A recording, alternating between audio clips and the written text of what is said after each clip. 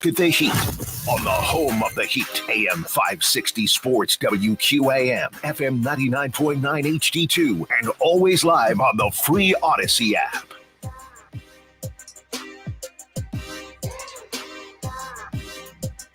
We are live for the 2024 Miami Heat NBA Draft Party. You're listening to your WQAM Miami Heat Draft Special, live from the Heat's official draft party in Miami, Dolphin Mall. We're at Vivo, which happens to be a very, very cool setup. I'll set the scene here in a second. It is Solana and Tobin to my right. Congratulations, by the way, Tobin. Miami New Times radio personality, sports radio personality of the year. Thank you, buddy. Haven't had the opportunity to thank you, but what better time than on draft day? I appreciate it. I appreciate the Miami New Times and Riz McGiz, my guy. Yes, sir. Yeah. He's a Heat Twitter OG, and I appreciate him bestowing me that honor. Yes, sir. If we were drafting local AM radio guys on draft day, I'd say you were a first overall pick. There's no doubt about it. You know what? I had to craft myself, though. I don't think I was, I had no wingspan.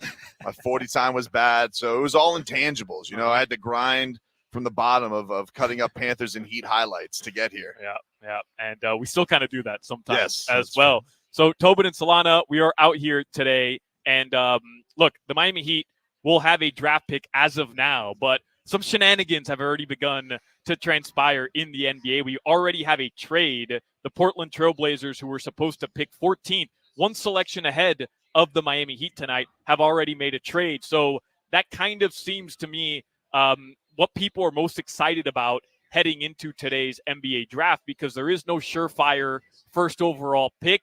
To be honest, the first couple picks are all going to be, I shouldn't say surprises, but perhaps some unexpectedness could happen today in the first few selections, maybe even with that first overall picks. The Atlanta Hawks will pick first overall. So for the next hour from 7 to 8, Tobin and I will kind of set the scene. We'll get you ready. We'll go through some of the potential picks that the Miami Heat could take at number 15, whether or not a trade could go down with Miami today. There's some Heat news as well regarding Bam Adebayo. There was some interesting comments from Brian Windhorst regarding Jimmy Butler and his future with the Miami Heat as well. We even had some feisty words from a Miami Heat player as well, who's going to be a free agent this offseason, from his agent as well. We're going to get into all of that. We'll give you what the mock drafts are saying from all the big publications. But I kind of just wanted to set the scene here, Tobin, because we are out at Vivo at Dolphin Mall. The Miami Heat have put together an unbelievable setup here. It is their official draft watch party. It begins right around now. The draft will take place from Barclays Center at 8 p.m. today. For those of you on your way home from work, if you wanted to watch it, you could watch it on Local 10 and on ESPN, Local 10 ABC, if you're in Miami. But we'll take you up all the way until the Heat's draft pick. We're hoping to get the Heat's draft pick on as well. And Tobin, I want to start here. I understand that free agency is what everybody really gets excited for, and we're already seeing it kind of start, right? The NBA free agency period opens up on Sunday at 6 p.m. But let's be honest, the Heat, they've hit some home run picks over the last couple of years, especially last year and the previous year as well. I think Heat fans should be excited about tonight and about, the potential of drafting another player who can be inserted and make an impact immediately. Yeah, I mean, listen, you talk about an overlooked, not that thrilling, maybe not the sexiest draft in the world. Sounds right up the Miami Heat's alley to poach somebody who somebody overlooked or undervalued and is going to land right there. They're right there in that nestled spot right in the middle of the draft. And, it's been interesting in the lead up to this, Solana, because the mocks have really been all over the place. Yeah.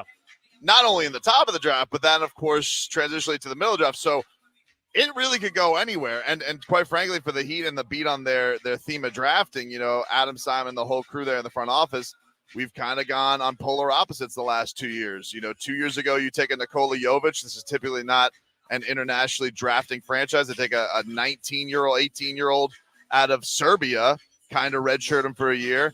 The next year, Jaime Jaquez, who really was, not on their radar, but, perfect Heat guy.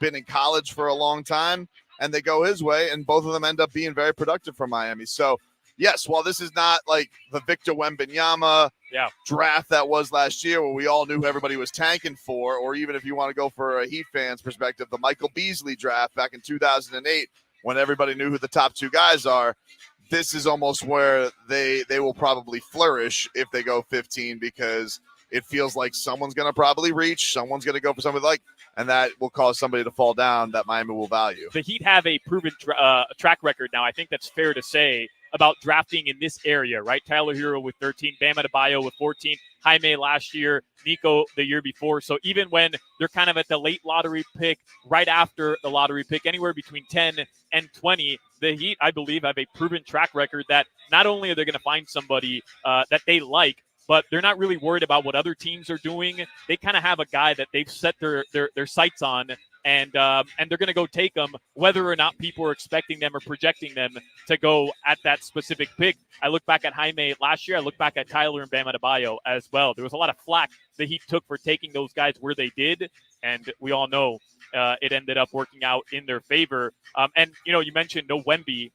I think there's this misconception, tell me if you agree or not, Tobin, that this is a bad draft, right? A bad draft year because there is no surefire number one overall pick. Nobody's really emerged from the rest of the pack. But I am seeing that just because it's not top heavy doesn't mean that around the area the Heat are picking in, there are some quality guys who could be serviceable role players for any team.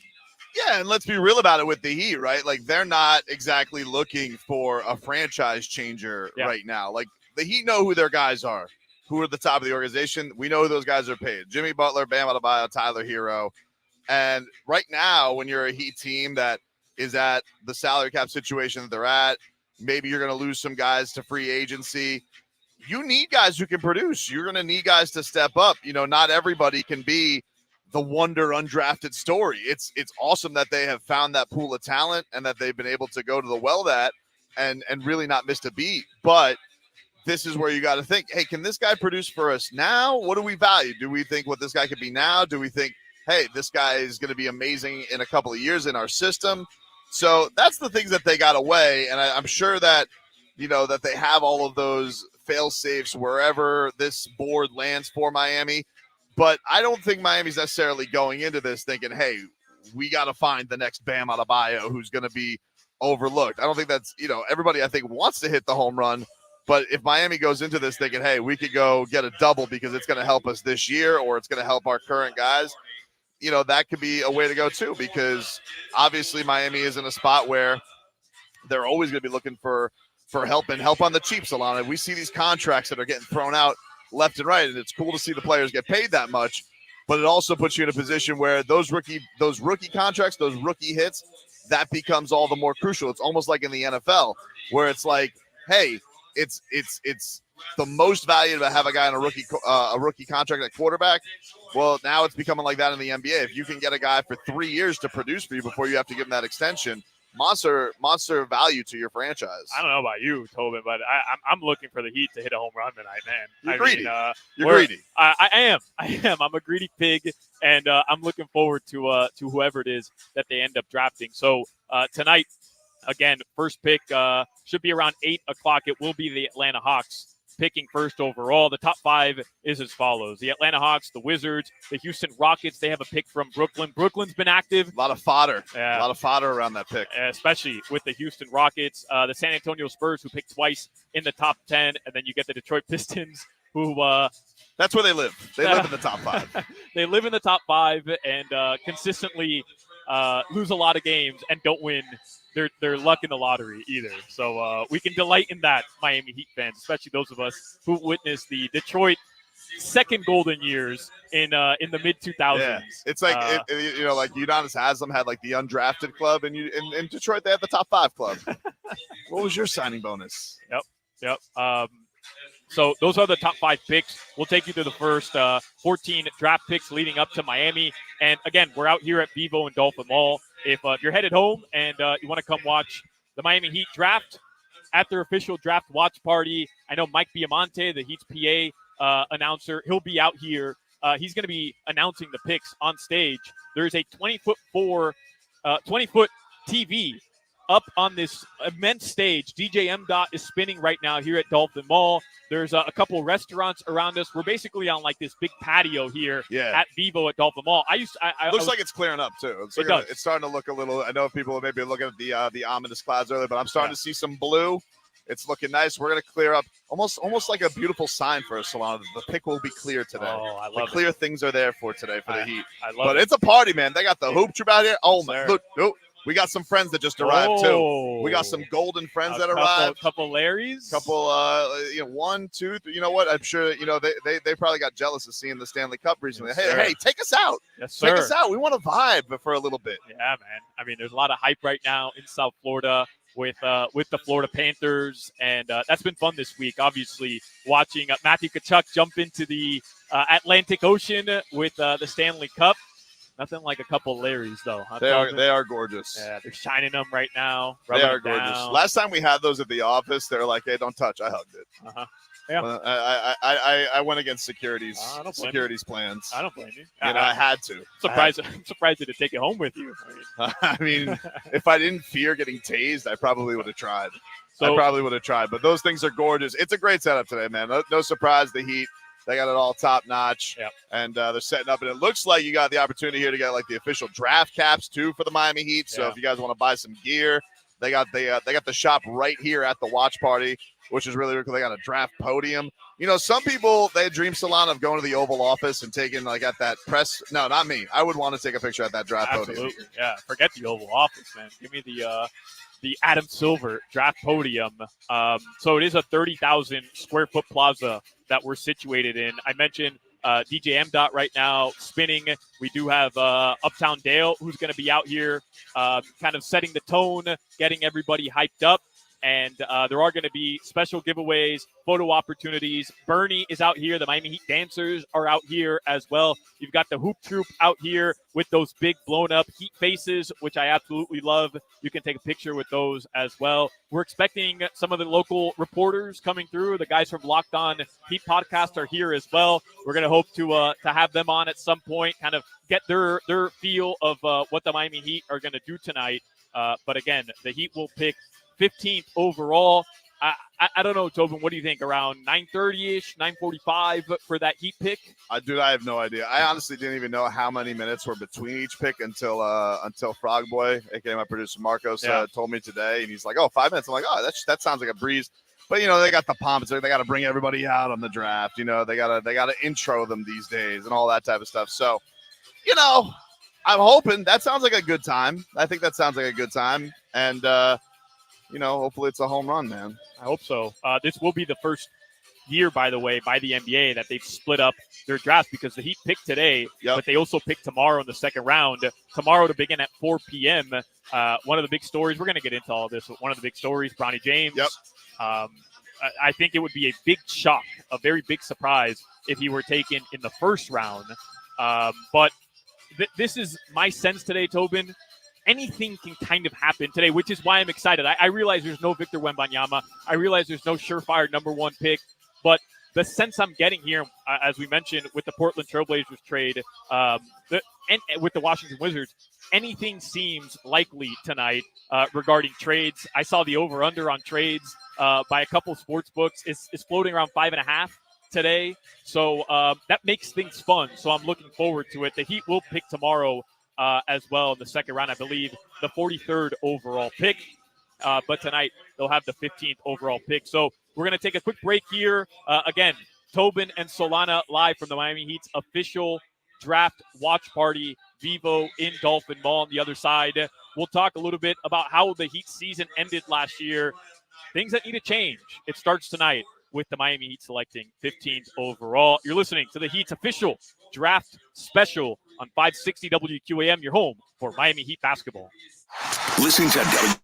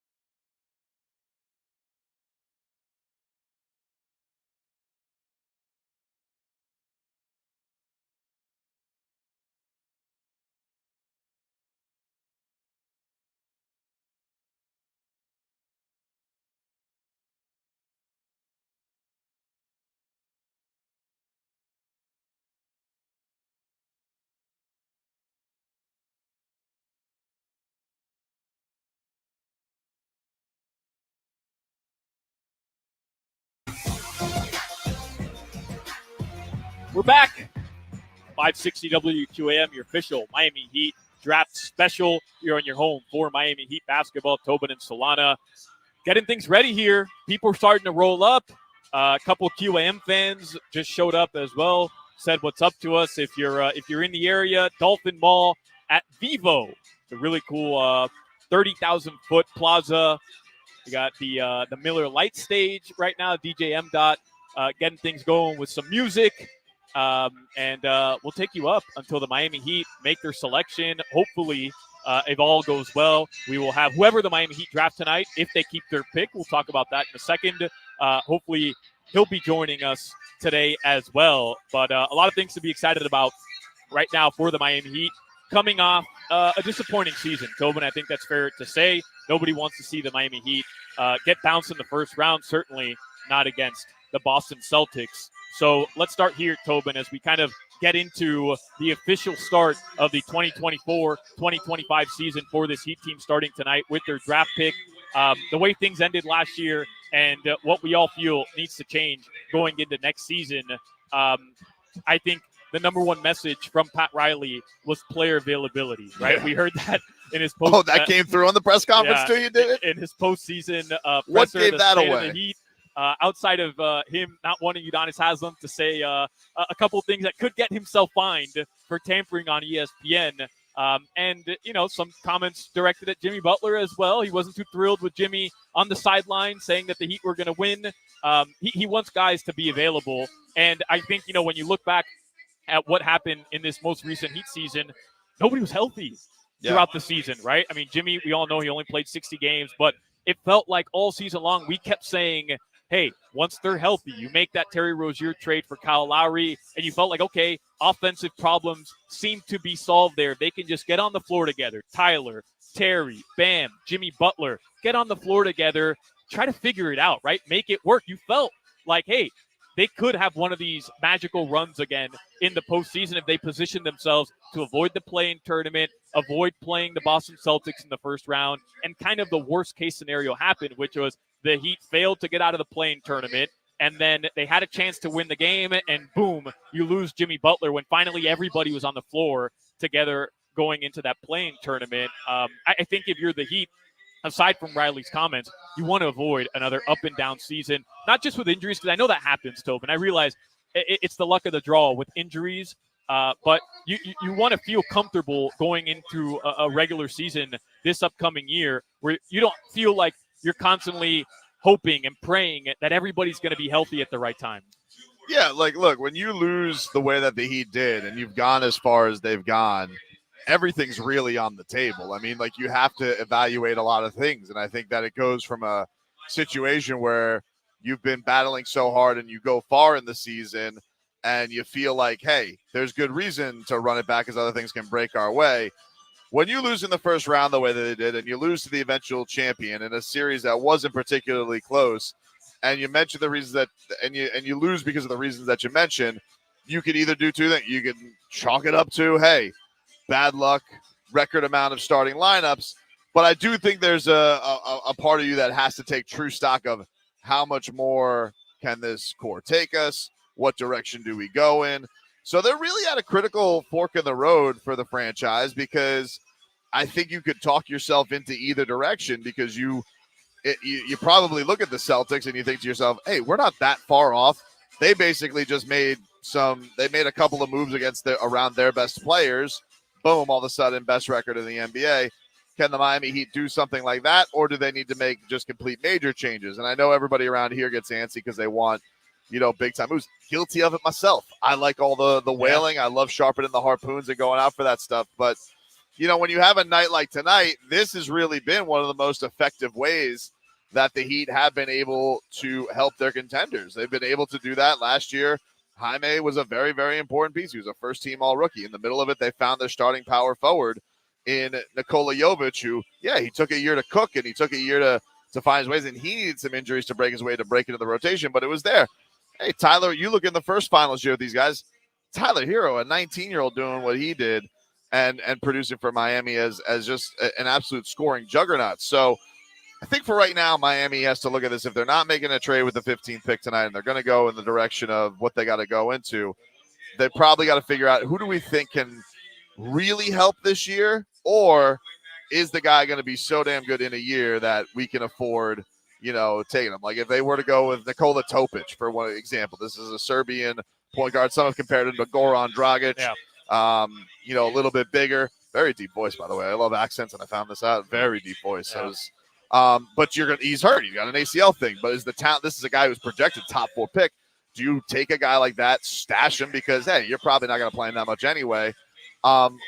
Or do you need to get somebody who you think can help you right away? So, yeah, the Heat got to be asking themselves all of these questions, and they, of course, have all these rumors and contract stuff that's hanging there in the outskirts, which are understandable. When Pat Riley sends the message that he did, he doesn't say things for no reason. Like he talked last year about, is this a turning point? Is this the last year? So, that I'm sure all of those things have been kicked around the front office, and when the official league year gets started in a matter of days, like I'm sure we're going to get some clear answers on that. And the type of player, I think we'll get clear answers today, as well as to what the Heat feel could be a dire need, maybe not dire, but an important need moving forward. When you think about, what were the Heat's biggest inefficiencies last year? Well, scoring, right? Yep. Second straight year, bottom of the league, bottom 10 in the league in scoring and scoring efficiency. Or do they feel like they need size? Everybody I'm seeing in the chat right now, we're live, by the way, on our YouTube and Twitch page, Miami 560 WQAM. Zach Edey is a name that continues to be tied to the Heat. I know on the ESPN's mock draft, it's Zach Edey falling to the Miami Heat at 15, and they have the Heat selecting him there. There's been rumblings about moving Bam Adebayo to the 4 with all these teams like the Minnesota Timberwolves, the Boston Celtics, and obviously last year's champions who beat the Heat and the Denver Nuggets. Size was a critical factor in Miami competing with those teams. Do you feel like you need to add size? Is it more of a scoring guard? And you have to look at some players who may not be here at the end of or once free agency begins. Caleb Martin, he is on a player option. The expectation, again, things could change. The expectation is that he'll decline that player option and become a free agent. Haywood Highsmith as well, another wing player that Miami used last year, playing a ton of minutes, especially on the defensive end. Two guys who were critical defensively for the Miami Heat. Will they be here? Will they not be here once free agency ends? Do the Heat look to try to fill those roles with another long perimeter player that perhaps maybe isn't as polished offensively, but could help in that role as well? So that's what I'm most looking forward to tonight, Tobin, is what do the Heat feel like is a big need for them moving forward? Yeah, and honestly, like that's one of the things when you do get bounced as early as they did in the first round, you could probably look to a bunch of places and think, hey, this is going to help somewhere. I think the other thing that's fascinating about this one too, Solana, is, Eric Spoelstra usually kind of has to get, crammed for this exam. And, Spo, who just signs this big extension with the Miami Heat, and is deserving of all the say that he has, does he, how much talk about, is there more collectiveness there between the head coach and the front office and the scouting department about what you want, what do we think is going to be, how do we want to play? Like, let's just say there is a move from Bam Adebayo and you're going to move into a situation where, yeah, we need to add more size. It's just natural. All right, well, how are we going to do that? Does that mean Bam's going to take more threes? Do we need to have a guy who can stretch? Do we believe Zach Edey can do that? Are we really going to start a guy, even if he is a polished rookie? Are we going to start him from day one? Hey, they've done it before. They've done older rookies. They've started day one. They did that with Kendrick Nunn. He wasn't drafted, but they did it. So those are the other things that, like, I think that's going to be interesting, is having the coach's input as, like, how much do you think? And maybe it's tough because you're only getting these guys in for a workout. You won't really know until they're truly in the organization and get a summer league under their belt and all that type of stuff. But, that has to be answered too, is like, what is the fit of production compared to playing time that we're actually going to give this guy. And, I think for this year, honestly, the only thing that we know for clear is we know 13 is going to be there. We know that he's probably going to play. We know that, he's a very unique player that has, done tremendous battles all these years with the best centers in the league, and really is one of the rare guys that can actually give Nikola Jokic some fits, can give Joel Embiid some challenges. But damn, dude, he's 27 years old, or going to be 27 years old next month. And, you don't want to wear that down all the time. He has been Superman. He's been Iron Man. Is it fair to keep asking Bam through 82 games, and he's the only guy playing 75 of them? Hey, go tussle with the biggest guy on the court tonight, and then also please give us 25 points a game, please. And it's also the idea of, hey, Bam Adebayo, we all saw the report today, as you mentioned. Hey, he's 26 years old. You like the idea of Bam being the focal point of this organization for another decade at least, right? Well, longevity comes into play there, right? Can his body withstand that year after year after year? So I understand the Zach Edey hype. I understand the hype of adding another big next to Bam Adebayo, but with that would come a total change schematically from what the Heat have been running now, right? Because when you think about what Miami's done, I mean, there's some outliers in that 2020 bubble run. Myers Leonard, who's like a stretch big, was starting, but when push came to shove, we all know what cards Eric Spoelstra is playing, which is Bam Adebayo at the 5. And they've stuck with that, Tobin. And I just wonder if that's the direction Coach Spo would want to go in, which is changing the scheme, especially offensively, pushing Bam to a different position at the 4. Yeah, well, like, and that's the thing that we get into these arguments all the time with Heat fans who are like, he's a power forward, he's not center. And it's like, I get where your sentiment's coming from. Even if they draft Zach Edey, they could draft Zach Edey, Kel'el Ware together, and they could bring and bring in Valanciunas and throw that, and Spo still might close with a lineup that has Bam at the center. It's a good line. Because if that team's best player is a center or is a guy with some size, he is going to probably put Bam Adebayo on him and do what he can. That's why Bam is one of the best defenders in the league. But we got to remember too, this isn't just about the playoffs. It's about getting through a grind of a season. Right. And as we saw last year, it was a butcher shop. Like you had a record amount of starting lineups, and yeah, that's where the wear and tear gets to him. It's not necessarily even just the playoffs. I'm fine even at the end of these games if Spo's going to say, hey, game 6 in the Eastern Conference semifinals, sorry, Zach, you're sitting down. I don't quite trust you yet. That's fine. I'm good with that. But if it's Thursday against the Pacers and you need to give a little reprieve, he's got to bang with Pascal Siakam and Myers Leonard. Yeah, that's going to add something to it. Oh, Bernie! What's up, Bernie? That's a first-round pick if I've ever seen one. Yes, sir. That's a first-round pick if I've ever seen one. Yes, sir. Yeah, again, we're out at Vivo and Dolphins Mall. At Dolphin Mall, rather. It sounds to me, Tobin, like you're a big Zach Edey guy. That's what it sounds like to me. I'm actually not, but first of all, my co-host in the middays, Leroy, he's obsessed with 7-footers. He loves giants. He wants a giant, and I'm gonna actually be in the hot take world. I'm gonna be very annoyed by this because he's been one of the Bams of 4 guys for a long time, and so I'm gonna have to hear this up and down. To your point. Not an original take, by the way. Myers Leonard was not the Heat's power forward, technically starting. Like, it's not something they haven't. It's not like they've never been there before. But I get it. Like, there's very few PJ Tuckers out there of monstrous 6'4" guys who can hit a corner 3 and are a dog like him. Even though that was the Heat's best regular season in recent years, it's not an easy find to find guys who have the heart of a PJ Tucker. And just expect they can battle with guys the way that Bam does. So I am in agreement. And even Udonis Haslem on that national platform that you talked about in ESPN, he's given voice to this, which is interesting because if Udonis Haslem is saying it, guaranteed he's had those conversations with his little bro Bam. I agree. Guaranteed. I agree. Guaranteed. I agree. 100%. So it's not that I'm a Zach Edey guy, but I will get it if they go that direction. That being said, I'll go with the smallest guy in the draft too because Rob Dillingham is a bucket, and this team needs people who can score. They need people who can score bad. And quite frankly, Kentucky guys, Miami, been a match made in heaven, dude. And the only time that they didn't do it in recent memory, I don't hear the end of it from the listeners. They're like, oh, missed on Maxey. I'm like, hey, guys, I get you. It's cute that you get to do your freezing cold takes. Can we just, when you do that, can I come at you with 19-year-old Tyler Hero out of the bubble with the snarl, 37 points in the Eastern Conference Finals in the midst of a pandemic. Can we just act like that happened? I get everybody wants to have their own takes on Tyler now. Let's remember where they were at the draft at that point. Whatever, I'm done with that take. But that being said, do you want to miss on it twice? Yeah, maybe not. And Rob Dillingham is tiny, but that guy can score. He can. I'm with you, by the way. Fans tend to live in the moment, right? You saw a lot of it this year.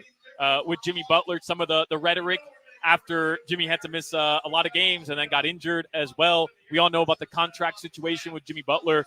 He wants an extension. Will he end up getting it from the Miami Heat? We'll get into that in the next segment, some of the reporting regarding Jimmy Butler as well.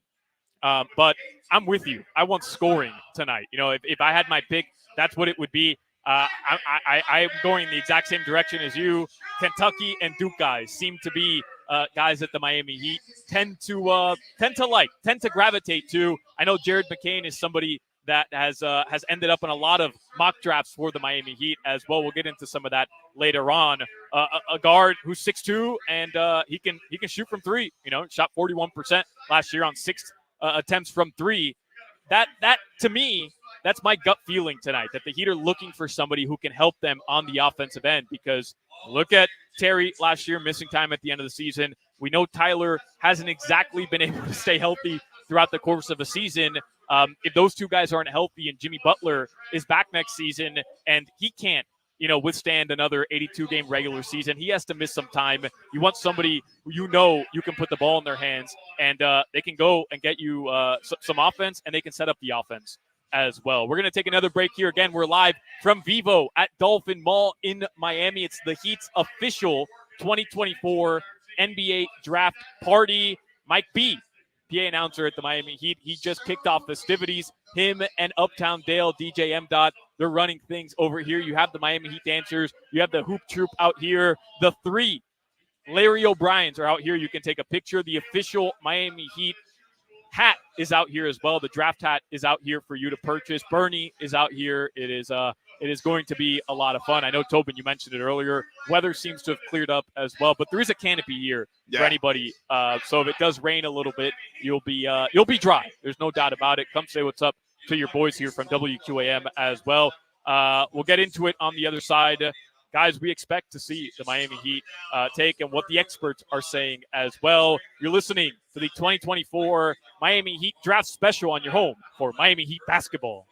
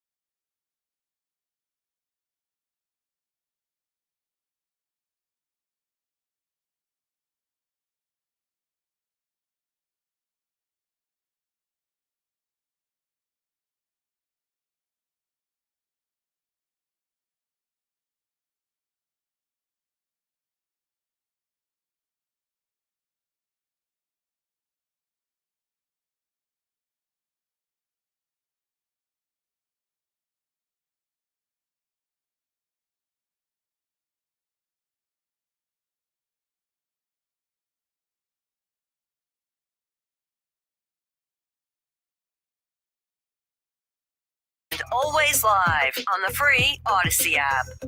You're listening to your official WQAM Miami Heat Draft special. Tobin and Solana here at Dolphin Mall. Vivo at Dolphin Mall if you want to stop by and say what's up. So we have had already some movement starting earlier today. Actually, really starting yesterday, right? Because you had the Brooklyn Nets and the New York Knicks making a trade, sending Mikal Bridges for just a boatload of picks. Man. Yeah, the Knicks are a frat house. It's good to see. Way to grow up, New York.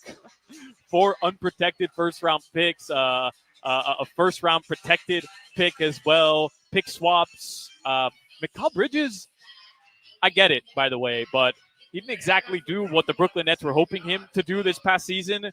And, that haul of picks, questionable to me, Tobin. It sounds like a typical New York Knicks move where they go all in on something that's kind of going to blow up in their face.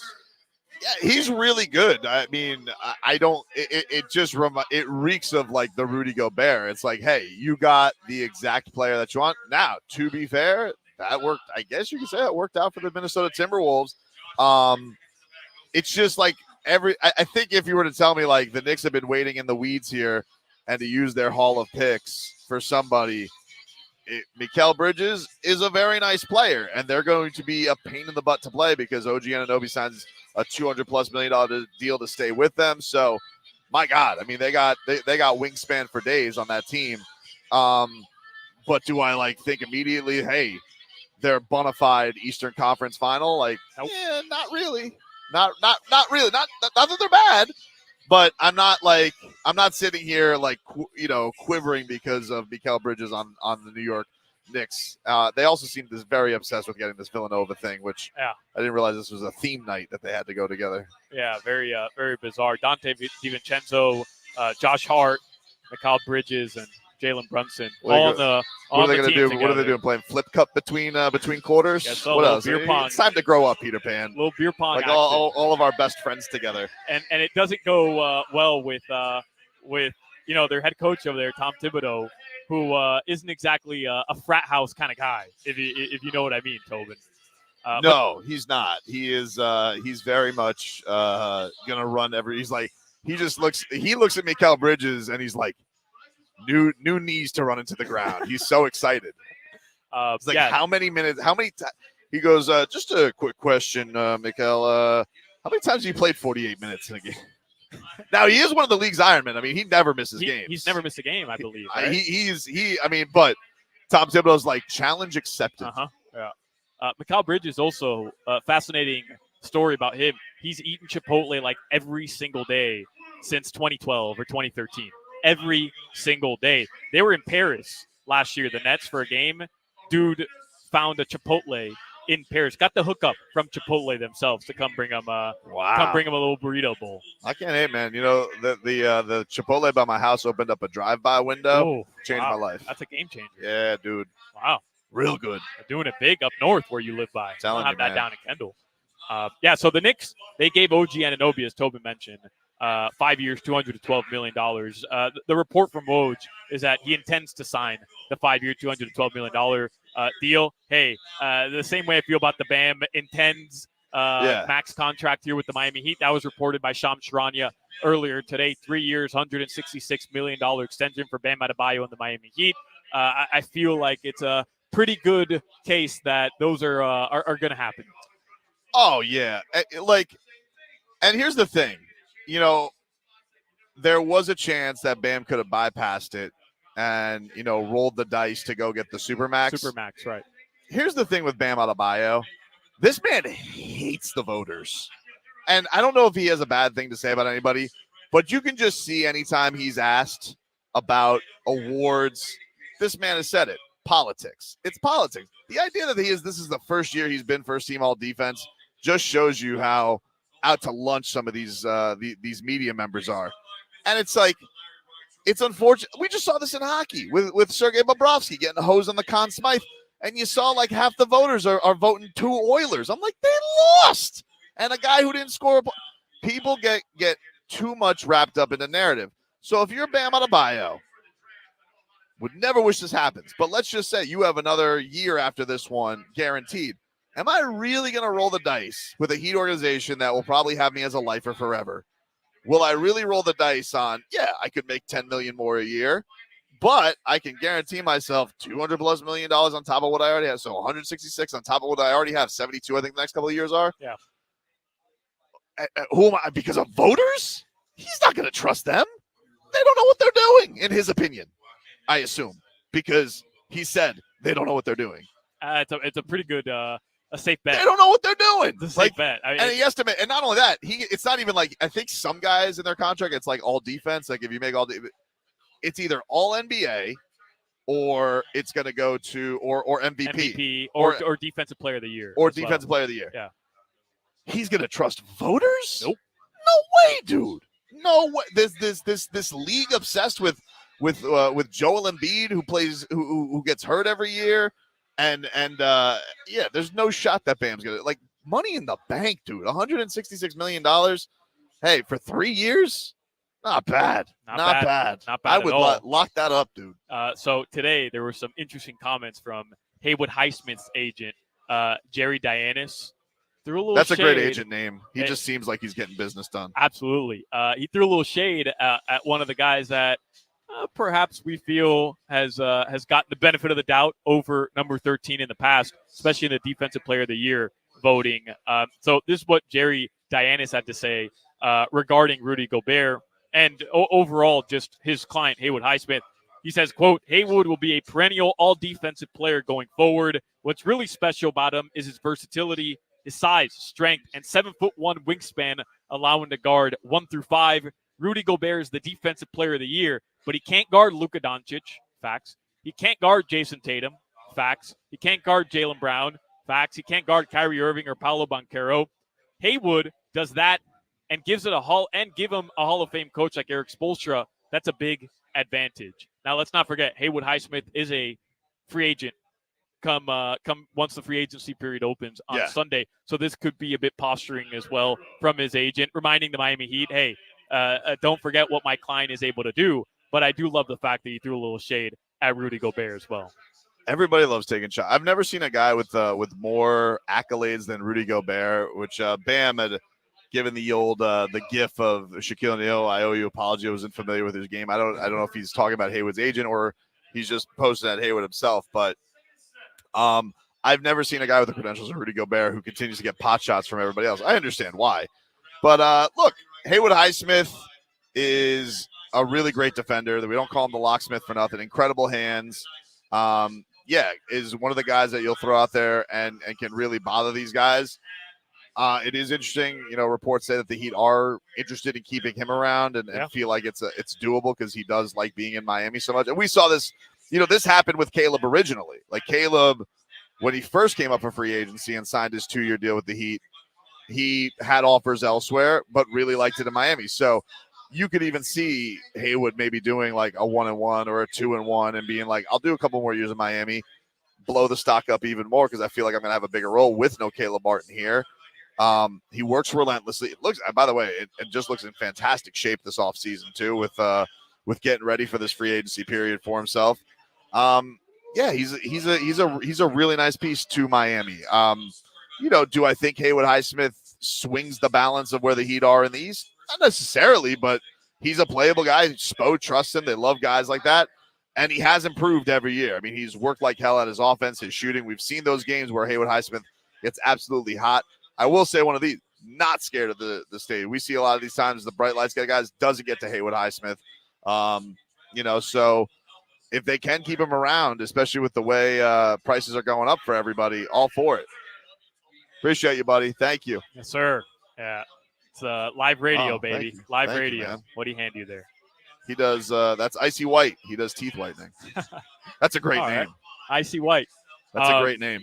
And by the way, I know Haywood, just going back to him, he doesn't want to be defined, he said last year, as a 3-and-D player. Going to take a little more maturing on the offensive end to not be defined as that, but we know defensively, he's there. He's where you need him to be.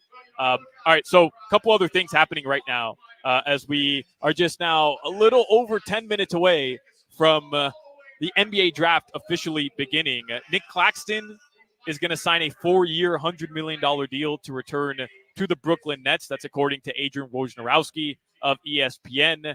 there was a trade earlier. We mentioned it briefly. So the Portland Trailblazers, I don't think anybody here is too thrilled with the Portland Trailblazers, but they were set to pick number 14. That's one selection ahead of the Miami Heat. Will be picking at 15 as it stands right now.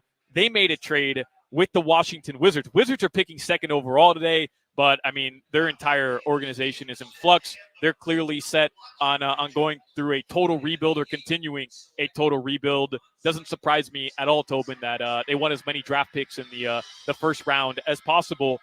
Washington has dealt Deni Avdija to the Trailblazers for Malcolm Brogdon and tonight's 14th overall selection and a pick in 2029, again, according to Adrian Wojnarowski, which means we have a new team selecting in front of the Miami Heat tonight.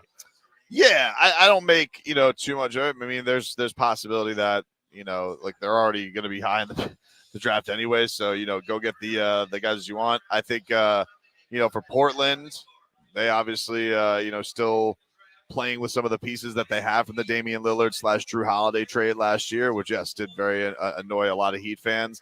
Deni Avdija, who they got from Washington, young player, talented.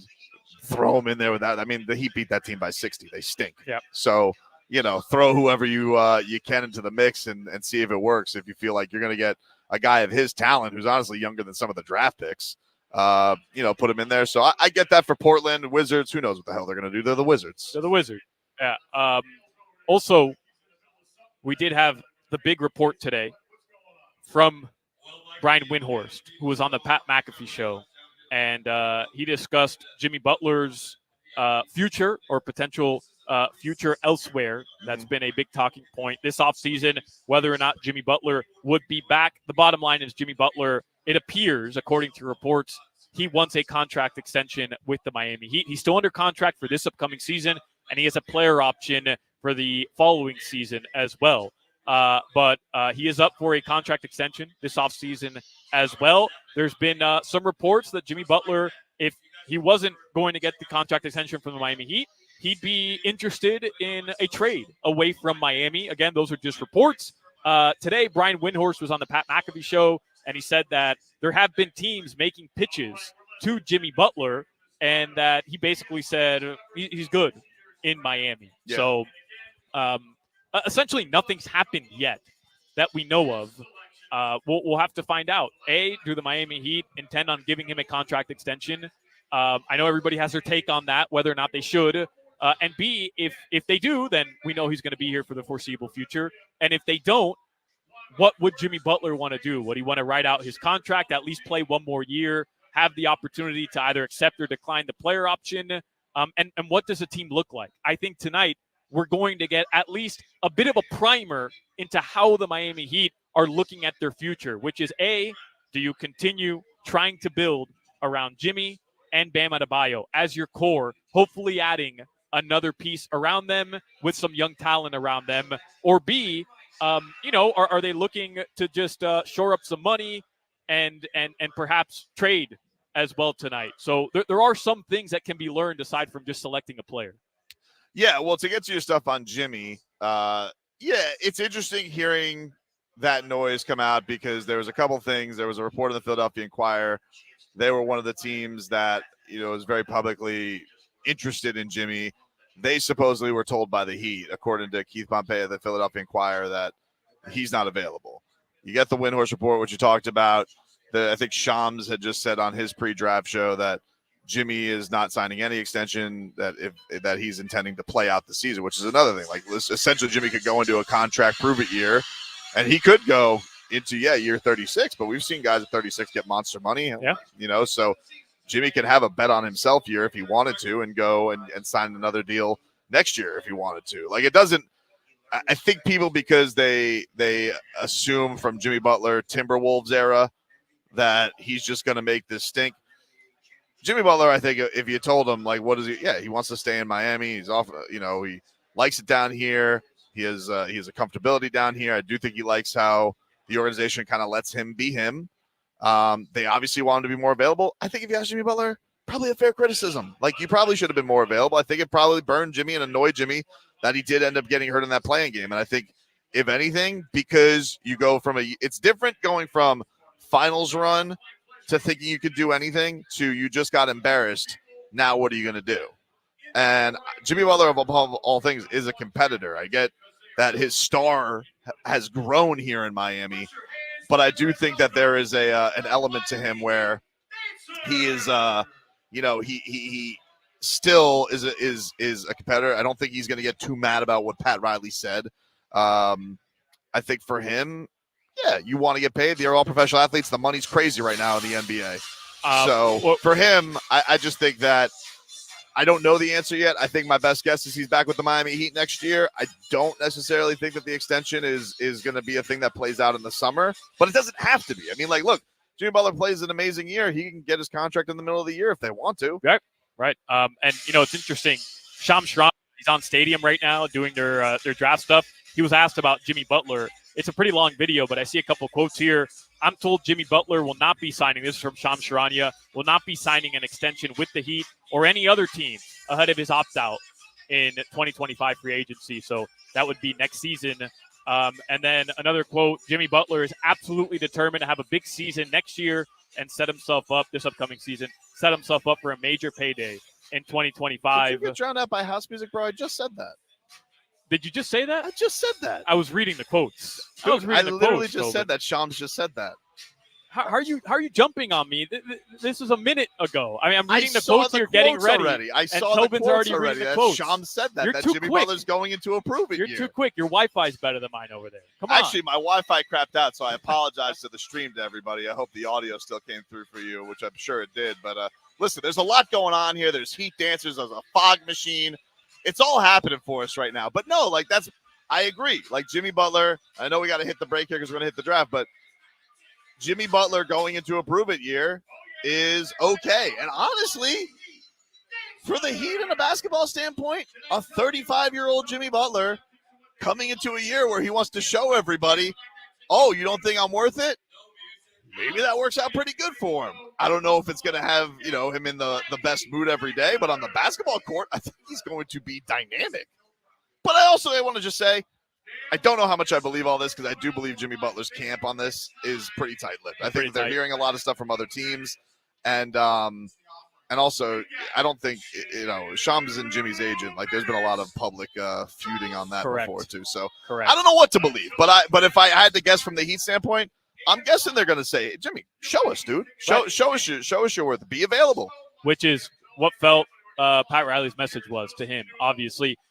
Coming up on the other side, the NBA draft begins. I'll try to do a better job of actually listening to Tobin and not preparing quotes to read back at him. But again, we are at Dolphin Mall. I mean, I'm sitting here. With a 15 see this. pick. My eyes just blow up, and I'm like, oh, this is going to be great. And you're reading the quotes. You're reading the quotes already. 15th pick, 560 selects, repeating ourselves.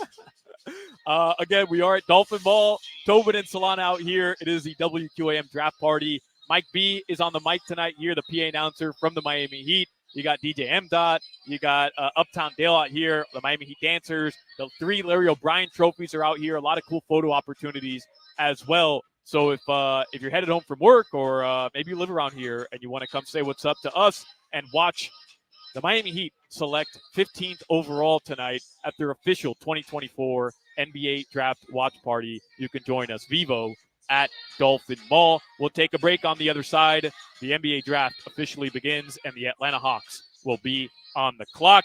It's Tobin and Solana on 560 WQAM, your home for Miami Heat basketball.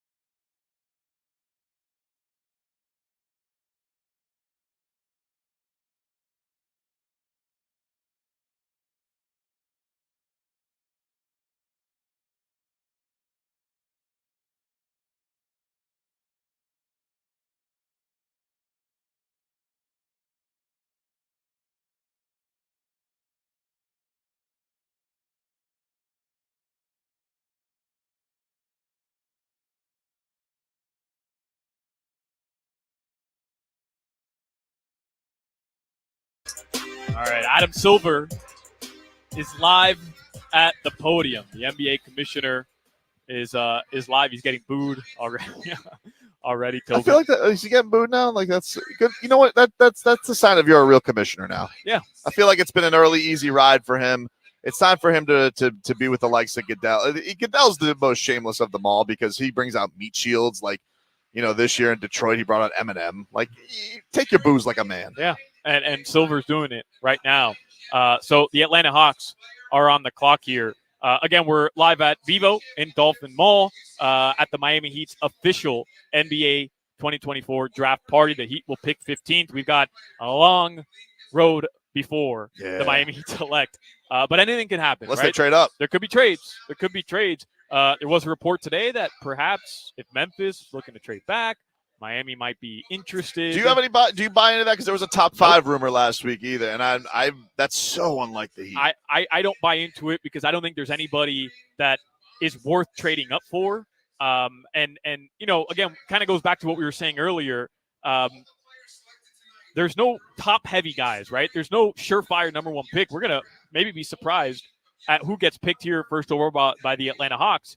I feel like the Heat go into this saying we have 2 to 3 guys that we know that we like, and we'll take them if they're there. They don't necessarily want to move up and sacrifice future draft capital, sacrifice an important piece to their team to go up into a draft for a guy that you don't know. You just don't know, especially this year, Tobin. Yeah, I think this is one of those things where Miami is Miami's in this spot where it may not be the sexiest draft in the world. That's okay for them. I mean, they're in the middle anyway. Like the Miami Heat, they always draft in this part. Like they haven't been there in a while. So from my standpoint, I'm good with it.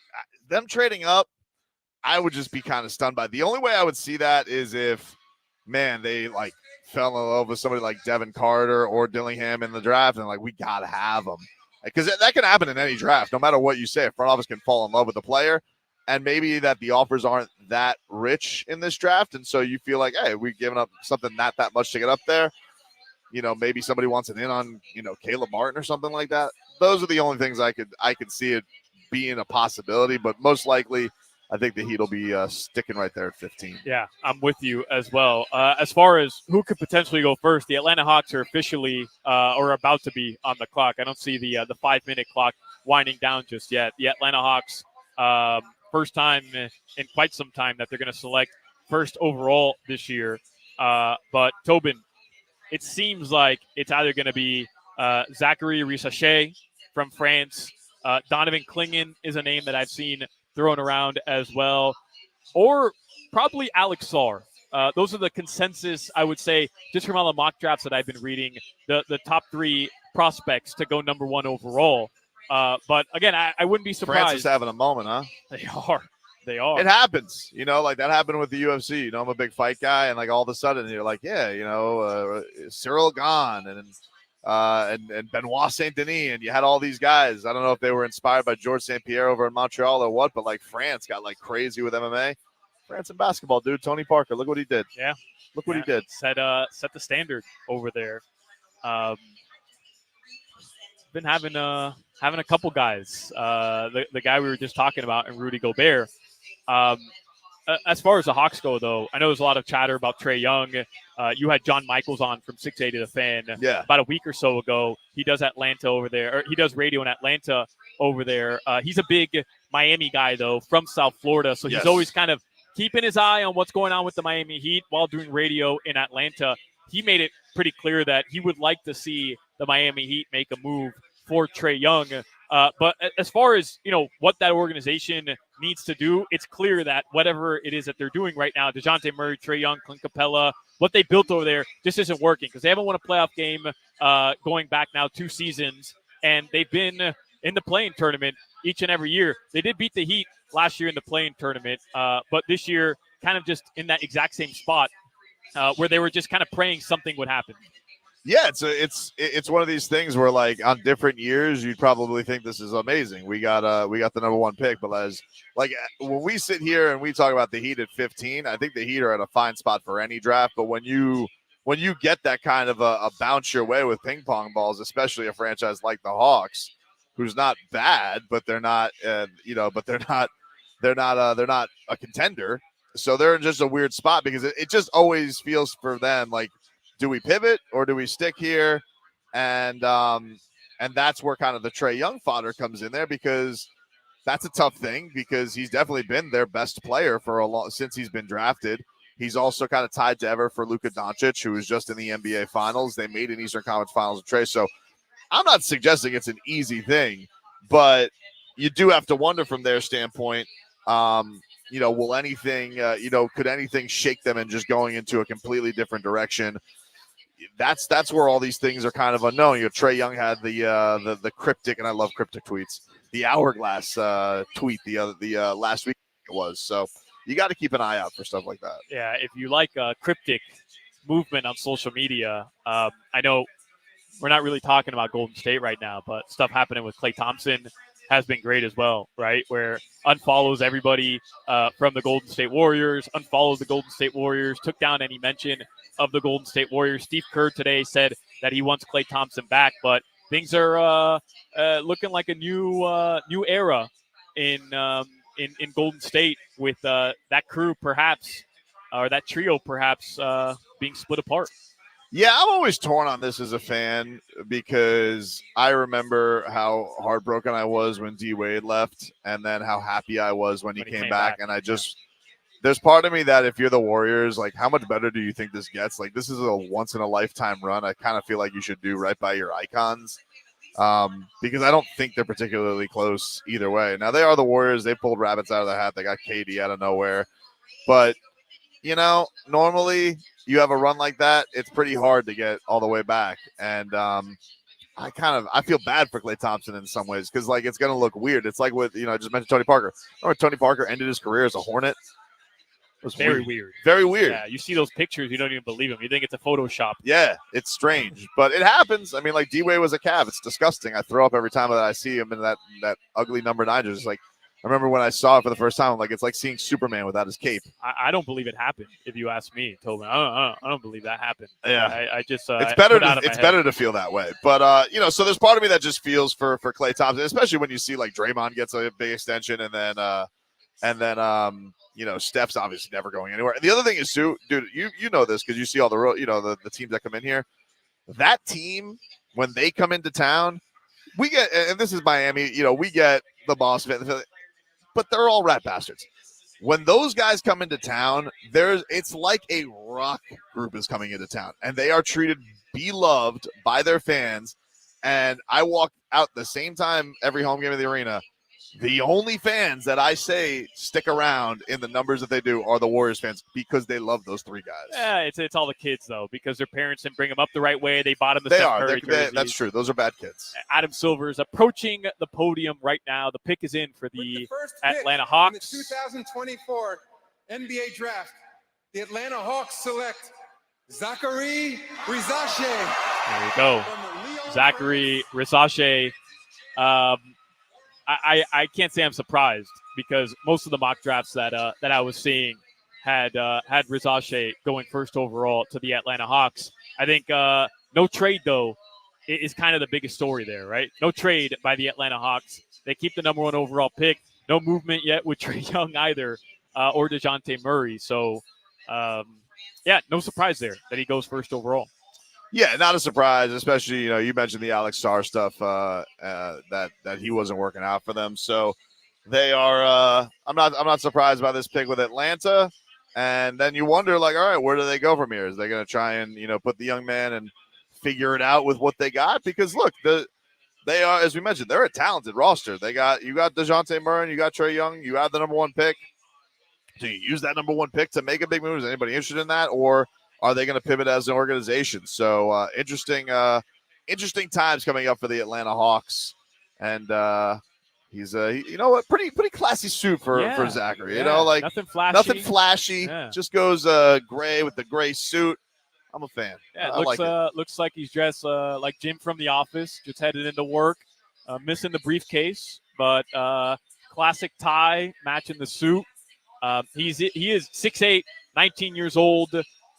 His 3-point percentage was much better this past season playing in France. Somebody that they feel like can stretch the floor, stretch the perimeter as well. As we just said, France is having a moment, so it's no surprise. Daniel on our chat is saying that he looks like a French Tyler Hero, and I got to say, I disagree. Tyler Hero had best drip here. He had the blue suit with the chain. He had the look going on. This guy looks like he's about to go sell me fax machines. Yeah, it looks like he's knocking on your door to sell you something. Bro, Tyler Hero, he might maybe the best dressed player on the Miami Heat, right? I know not everybody loved the bucket hat he was wearing this past season on the sideline, the pink one, the furry bucket hat that he was rocking. If you don't like what Tyler Hero's wearing, there's just something wrong with you. Well, Stan Van Gundy, he took big issue. Well, I'm with, sorry, with Stan Van Tyler Gundy. Hero. I mean, like he picks what turtleneck to wear that day. Like if you don't like Tyler Hero, let me just tell you something, dude. It takes a special kind of human being to wear the fuzzy bucket hat, shorts, rain boot. I mean, you got to see these rain boots, dude. They were very impressive. I saw them in the locker room, and I was like, man, he's going rain boots with the fuzzy hat. Tyler Hero's fashion. You can say a lot of things if you want to about Tyler Hero. You want him, to play better defense. You want, to prove it more in the playoffs. I will not say a word about that man's fashion. He can dress, dude. And if I had his wardrobe and swagger, I would try that stuff too. Instead, I'm going to stick with my same pair of jeans and my ugly ass polos. But that Tyler Hero, there was one time he had like a Kraft cheese orange like vinyl short shirt combo. Magnifique to give it to Zachary over here. Yeah, you mentioned it, by the way, so don't think I'm taking shots, but your wardrobe is it's cool, Tobin. I'm not hating on you, but you're always taking shots at me rocking suits to the Heat. I just don't understand why we have to see your ankles. I don't understand. Yeah, that. they're out. They're out today. I don't understand that. Like, I'm a tapered fella. You are not from Europe, and I don't understand this. Whatever. I used to think these days, like, and this is where a cross of our generation is. Like I used to, people wearing sneakers everywhere. And I say this as somebody I know that like 90% of the time you'll see me, I'm in thong flip flops. That's I take great issue with. Well, that's my proud Floridian trait. And if it's good enough for Matthew Tkachuk, it's good enough for me. And I don't understand why I have to see your ankles. Put on some dress socks. Yeah, but I don't understand why I have to see your toes. That to me is the biggest issue. So no dress socks for me. The tapered look is in, Tobin. One day you'll learn. Tapered. The one day you will learn. Isn't that like a South American jungle animal? A tapir? Taper is a cut of pant.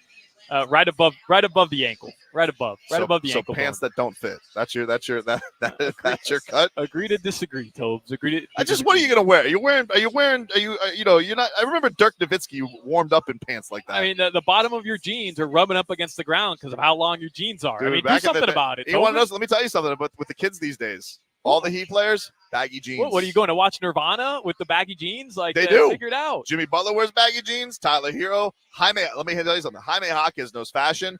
That dude doesn't wear pants that fit.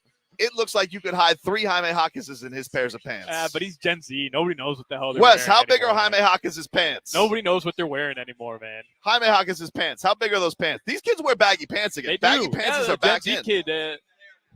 It's a flare, dude. That's what it's about. Yep. Wes, he's ripping on me because my ankles are out. It's Wes Goldberg, by the way. You want to jump on here really quickly? They got Wes Goldberg. Wes Goldberg from Locked On Heat. Go check out their party. They're doing it too. A little watch party action. But you see the fashion today with the Heat players. They all got the baggy pants. It's back in. Baggy pants is the least of our worries. As what are we 3 millennials here? Yeah. I mean, we got bunny rabbit hats now. Yes. We've got crazy glasses. I mean, I remember the good old days where we wore the window pane shades. Like now it's like they're taking it to a whole other level. So yeah, I mean you're full. This is the millennial. You got to think millennial uniform, man. I can't buy anything. The ankles out, extra skinny jeans. Yeah, I can't buy anything extra skinny. I'm wearing a straight cut jean, and that was a new development over the last 12 months. So this is. Well, you guys are much more fashionable than me, but I like Tyler Hero can wear what he wants, Solana. I don't know what you're doing. I'm not hating on Tyler Hero at all. You're the one ripping apart Zachary Rissache's outfit over there. Is that what started this conversation? Yeah, it's looks boring. like Jim from The Office. It's boring. Number 2 pick is coming up. In the 2024 NBA draft, the Washington Wizards select Alex Sarr He gets what he wants. No surprise. That's what you get. You freeze out the Hawks. Yeah. Enjoy the Wizards, dude. Wes, we're up against the break, but since we have you really quickly, and by the way, everybody should follow Wes Goldberg on Twitter, but also Locked On Heat Podcast. You and David do an excellent job. As far as the Heat go tonight, not necessarily a player, but what are you thinking as far as size, somebody who can score, fit most likely, or just best player available tonight for the Heat? I think they're going to take the best player available. I really think that they have their eye on a couple of guys that are projected to be in the top 10, but they would love to have slip to them. Somebody slides every year in the draft. We know that. And if it's one of the guys that they kind of have their eye on, I think they'd be ecstatic. But I think they're also prepared for maybe a couple of other picks that, maybe might be more projected in their range. They probably have a board of 5 or 6 guys that they'd be comfortable with taking here. But the guy I want is Devin Carter, and I think that's probably the number one guy on their list. Oozes Heat culture. He was like literally raised in Heat culture. Raised. He was born for this. But and, Jared McCain has some of that Heat culture to him as well, right? I like somebody McCain. who would buy into this system. I like McCain a lot. Knockdown shooter, some playmaking upside there. Really competes defensively. Everybody that talks to him just goes off the charts intangibles and character stuff. I just think that these teams that interview these prospects in the pre-draft process, you can just fall in love with a guy during those interviews. And we know that the Heat are always looking for their kind of guys. And I think there's a number of players in this draft who are definitely not Heat guys, but it also feels like there's a few guys in this draft right around that range that definitely are Heat guys, whether it's McCain, Carter. I even think Zach Edey could make a lot of sense for Miami if they fall in love with him and however his pre-draft workout went. So I think they can go in a lot of different directions. The good thing for them is they kind of need depth at every single position anyway, so they don't really need to be picky anyway. You make anything of the Jimmy Butler developments today, saying that basically he's going to play this? I guess the reports are he's playing this year out. It makes sense if you think about it from a contract perspective. If he were to sign an extension, he'd be restricted by the age 38 rule, so he couldn't sign an extension that takes him beyond his age 38 season. But if he opts out next year and becomes an unrestricted free agent, that no longer applies. He could sign whatever he wants. He could literally sign a contract that would take him to his age 40 season. I don't think anybody expects him to play that long. And maybe Jimmy Butler says, at least I want the option. And it makes financial sense for him to do that. I'm really excited for that if I'm a Heat fan. If he does, it doesn't necessarily mean he's staying on the roster. We'll see what ends up happening. Anything can happen in the NBA. But if he's on the team next year, now we're getting contract year Jimmy Butler, who wants his money. Yep.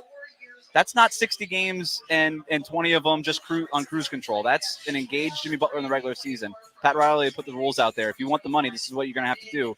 I think that'd be really exciting for Heat fans. What can we watch tonight, man, or follow you tonight for your guys' coverage? So we did a little pre-draft show, kind of breaking down this stuff over at the Locked On Heat YouTube channel. We'll have our draft reactions after the first round on Locked On Heat on YouTube, the Odyssey app, and wherever else you get your podcasts. Appreciate you, buddy. Awesome. Thanks for having me, guys. Even though, I kind of wish you He doesn't backed like me up it a either, little dude. bit. Dude, I wish I could. It's hot enough for ankle socks. We're okay. That's Wes Goldberg again, Locked On Heat. Thank you, man. Appreciate it. All right, so first 2 picks are in. You got the Atlanta Hawks. No big surprises. They go with the Frenchman, Zachary Risache, and then another Frenchman goes number 2 overall. The Washington Wizards take Alex Sarr, second overall. So it is the Houston Rockets. There's about 2 minutes left on the clock. We're going to take a quick break here. We're live at Dolphin Mall at Vivo. It's the 2024 Miami Heat official draft watch party. Tobin and Solana here on your home for Miami Heat basketball. Text WQAM.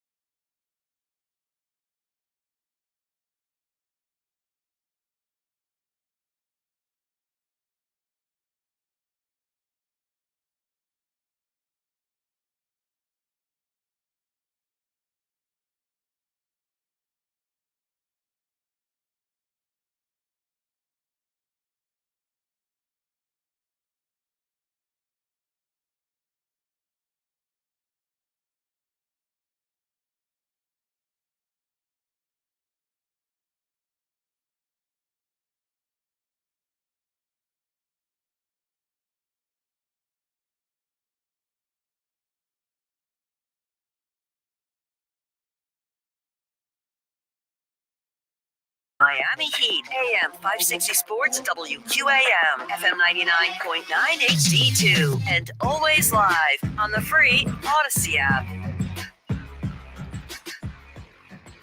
Reed Shepherd has gone to the Houston Rockets, 3rd overall.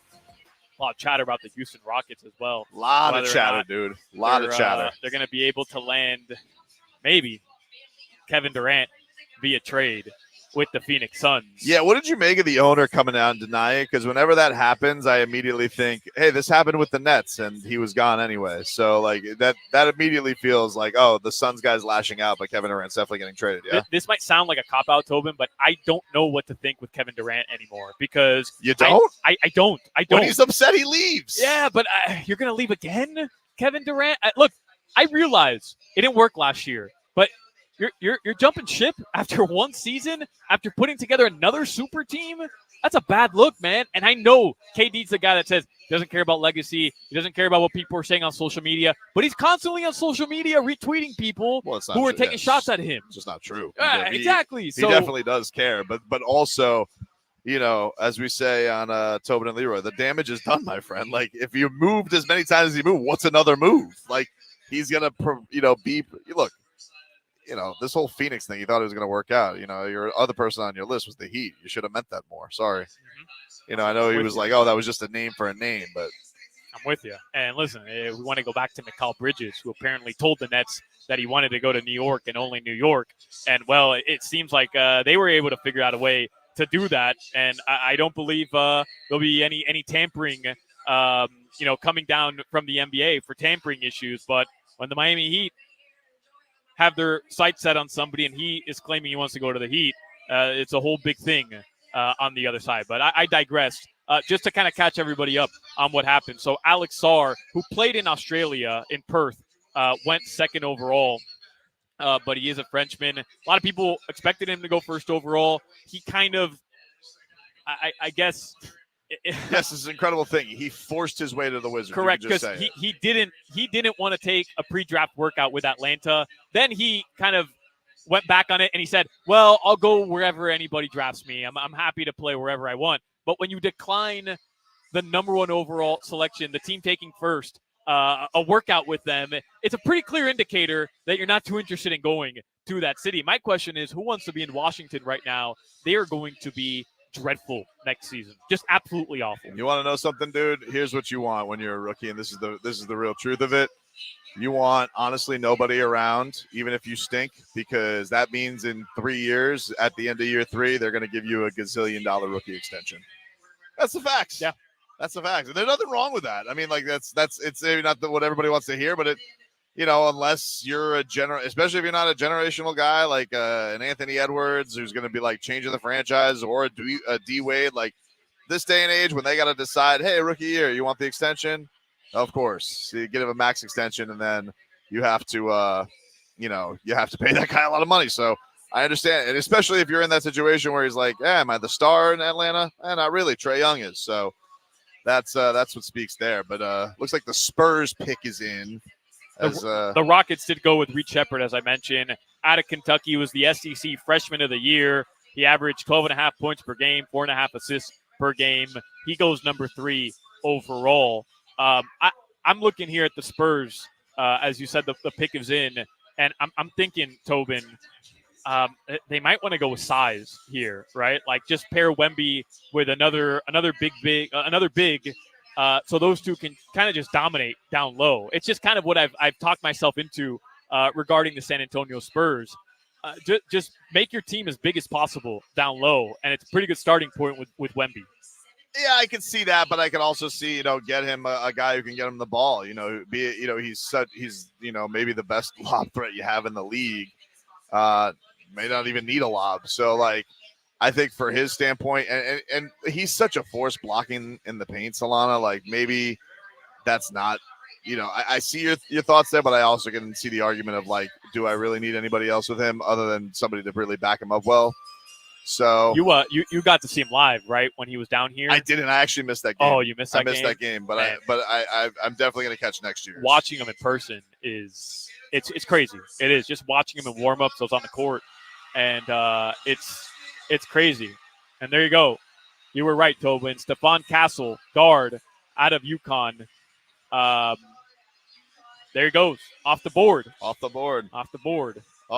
So, and interesting, I think a lot of people had Donovan Clingan, the first Husky that was going to go. And so he slips down. Which is what I was expecting, by the way. Donovan Clingan to go 7-2 with 7-1 down low. And the Spurs have a couple guards already. So, but they decided to go Stephon Castle. He's a perimeter player, guard, wing player. He's 19, 6'6". His wingspan is 6'9". I guess it makes sense to your point, as you were saying earlier. Start building around Wemby. We only got we're 11 picks away, man. 11 picks We're away. 11 picks away from the Miami. Nobody, none of our favorite names out there yet. So no big surprises on the jump, which is good. Which is good news so far. That means that Adam Simon and them boys laying in the weeds while they have their Chinese food in the draft room. Yes, sir. I love that story, by the way. Awesome story. That's a great story. Yeah. The Heat in the 1989 draft, they posted this on their social media, and they play this on Inside the Heat. But Andy Ellisberg tells the story of they wanted extra luck to get Glenn Rice that year. They ordered Chinese food, extra order of fried rice. Extra fried rice. Been a tradition ever sinse. I love that. I kind of wanted to show up today. Great war room food, too. Oh, absolutely. You need something that you could just pass around. Yeah. That you don't necessarily have to get your hands dirty to eat. I wanted to show up today. Couple buckets of fried rice just for the bit, and to help the Miami Heat as well. But I like to picture right now the entire Heat war room eating their fried rice. Do you think it always has to be like in the container? Like, do you think they've ever gone like Japanese and have gone like hibachi grill? Or do you think they just stick to old school containers and that's the way that it always goes? Yeah. I think you got to go old school because it's just better and it travels better, doesn't it? Like you're getting hibachi to go. Hibachi's got to go fresh, right? And that's distracting. You want to see the show. So the draft room, you're going to get distracted because who doesn't want to see the onion volcano? Oh, onion volcano is the best, man. Onion volcano is the absolute best. They throw the shrimp into your pocket. I mean, there's nothing better than hibachi to throw in the shrimp into your pocket. I want to go through, Tobin, a couple guys here that we should be kind of looking out for to either get taken ahead of the Miami Heat because it's some of the names that have been linked to the Miami Heat. We can go through some of the mock drafts here. I had them written down. So ESPN, we talked about it. Zach Edey, center out of Peru. I think everybody who would be tuned into us right now listening to the Miami Heat official NBA draft show on WQAM, they're familiar with Zach Edey. Back-to-back National Player of the Year awards. He played at Purdue, was in the national championship game this past season. Look, he's massive, 7'4" frame. His wingspan is like 19,000 feet. Yep. Dude's just massive. We talked about it earlier. Couple other names. We talked about Jared McCain as well out of Duke. That's a guy I told you I like. I know Wes said he liked him as well. And then I did see the Ringer. They had a couple different guys who they were expecting the Heat to take. One of them was Tyler Kolek, a guard out of Marquette. I bring it up only because the Heat clearly have had some success. Another success school, yeah. With We guys sleep on out them. of Marquette. We really shouldn't. Yeah. I did see CBS Sports. They had Kyle Filipowski, very polarizing center out of Duke. I can't see the Heat going in that direction. If they were going to take a big man and Zach Edey was there, I could talk myself into that. Kyle Filipowski doesn't, to me, seem like the kind of guy Miami would bring in. It's tough to know, man. Like, they've been all over the board with some of these workouts, too. Even if you look at a guy like Ron Holland, who was like, raw talent, but defensive wing, but was on this terrible G League Ignite team last year.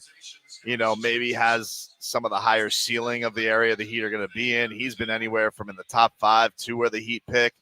It's so all over the place. Even like a guy like Tristan Da Silva. Like, you think about a guy does a little bit of everything, older, kind of like in the ilk of a Jaime Jaquez can do, and you could plug him in right away and kind of help with the role. So it's so hard to get a grasp on this because like you said, these mocks have really had the Heat all over the place. The Edey thing is fascinating because it feels like if you're going with Zach Edey, and you spoke a little bit about this in the first hour, there's going to be a stylistic change to Miami, and that's going to speak to something. And that this whole idea of Bam being a 4, or even hell, Bam being a 3 at that point, like if you get even some kind of other move that goes there, you're just getting bigger. And that's going to be fun because you know what that tells me? It tells me Spo's been in the lab because Spo, young bigs, not something he typically likes to play. You need to cover all your bases. You need to be this guy who is going to be out there and give him the energy that he wants before he trusts you. The details, it's not like the guards or the backcourt guys like Jaime or Tyler who get the ball in their hands. You got to bring that effort and energy. It's a big reason why Precious Achiuwa didn't work out here. And Precious is just like, well, I'm not Bam. Like, I'm not Bam. I don't play like that. And it's kind of hard when you have this example of Bam Adebayo, who's an undersized center, and you have Alonzo Mourning, an undersized center in your league and in your franchise ilk, and they're like, yeah, play like those guys. It's like, but not everybody has that in them. I'm not saying Zach Edey's a lethargic, bum or anything like that. I'm just saying if they go in that direction, to me, it's going to speak to, hey, the Heat are doing something different here. It's going to signal something. Whereas more so than the other picks. Like if a Devin Carter ends up falling to him, and I don't know that he will, and as I say that, I might as well just let you guys know it's getting leaked by Shams. We're getting the Shams Woj. This is officially when Shams Woj war goes. Correct. Because Shams been kicking his butt. Kicking his ass. Ron Holland's going 5 to the Pistons. So that's what this is kind of like the first weird one of the night because it's like the talent people have said top 5 guy, but we don't really know. Right. And so the Pistons, they're doing Piston stuff. They're going with the big athlete boom, and we'll see. Good luck. Hey, Ron, good luck to you, dude. Good luck, man. Good luck, dude. Good luck playing in the Motor City. Ron Holland, as Tobin mentioned, did play in the G League Ignite team. Dude's 18 years old, 6'7". Yeah, that's interesting, man, because I was reading about an hour before the draft. There were some rumors that they expected him to fall like precipitously. But you don't. In the draft. And that's what makes tonight fascinating because when you have a draft like this, that is, first of all, panned and then polarizing because everyone's going to have their own thoughts. And you know what's interesting when you have a draft like this and there's no, I guess the top 3 went as people thought it was going to be, but the consensus of this all is like, you know what? Let's just go with what we like. We're not going to get ridiculed here because people don't really know. They don't really know. And so that makes things more interesting from Miami's standpoint because, you maybe look at a Ron Holland, you say, hey, reached. Okay. That maybe means, once again, like we talked about to start, that people are going to fall. Tristan Da Silva out of Colorado, 23 years old, 6'8". When I was talking about earlier, and the pick is in, but we already got the spoiler from Shams. When I was talking earlier about, a guy like Caleb Martin maybe ending up opting out of his player option and going elsewhere for a more lucrative contract, which I don't think anybody would blame Caleb Martin for doing, by the way. He's earned that right.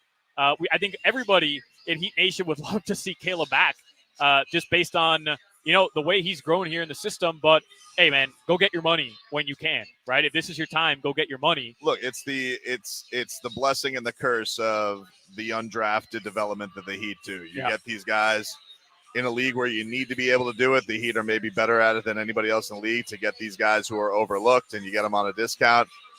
Eventually, though, with the money getting as crazy as it is in the NBA, those guys are going to get offered things that they just can't turn down. And that's just kind of the cycle of it, And so then it has to start over again and be like, all right, is it going to be somebody from the Skyforce? Is it, going to be a Jamal Cain stepping up? Is Jaime going to do more? Or are we going to draft the guy? Yeah. And look, I mean, truthfully, the Heat haven't had as much success with their two-way players in the past season or two as they had before, right? Because you think of a guy like Caleb Martin, obviously Duncan Robinson, we can go down the list here. But there's been some guys who have been signed to those two-way deals and then haven't exactly worked out the way the Heat have wanted it to.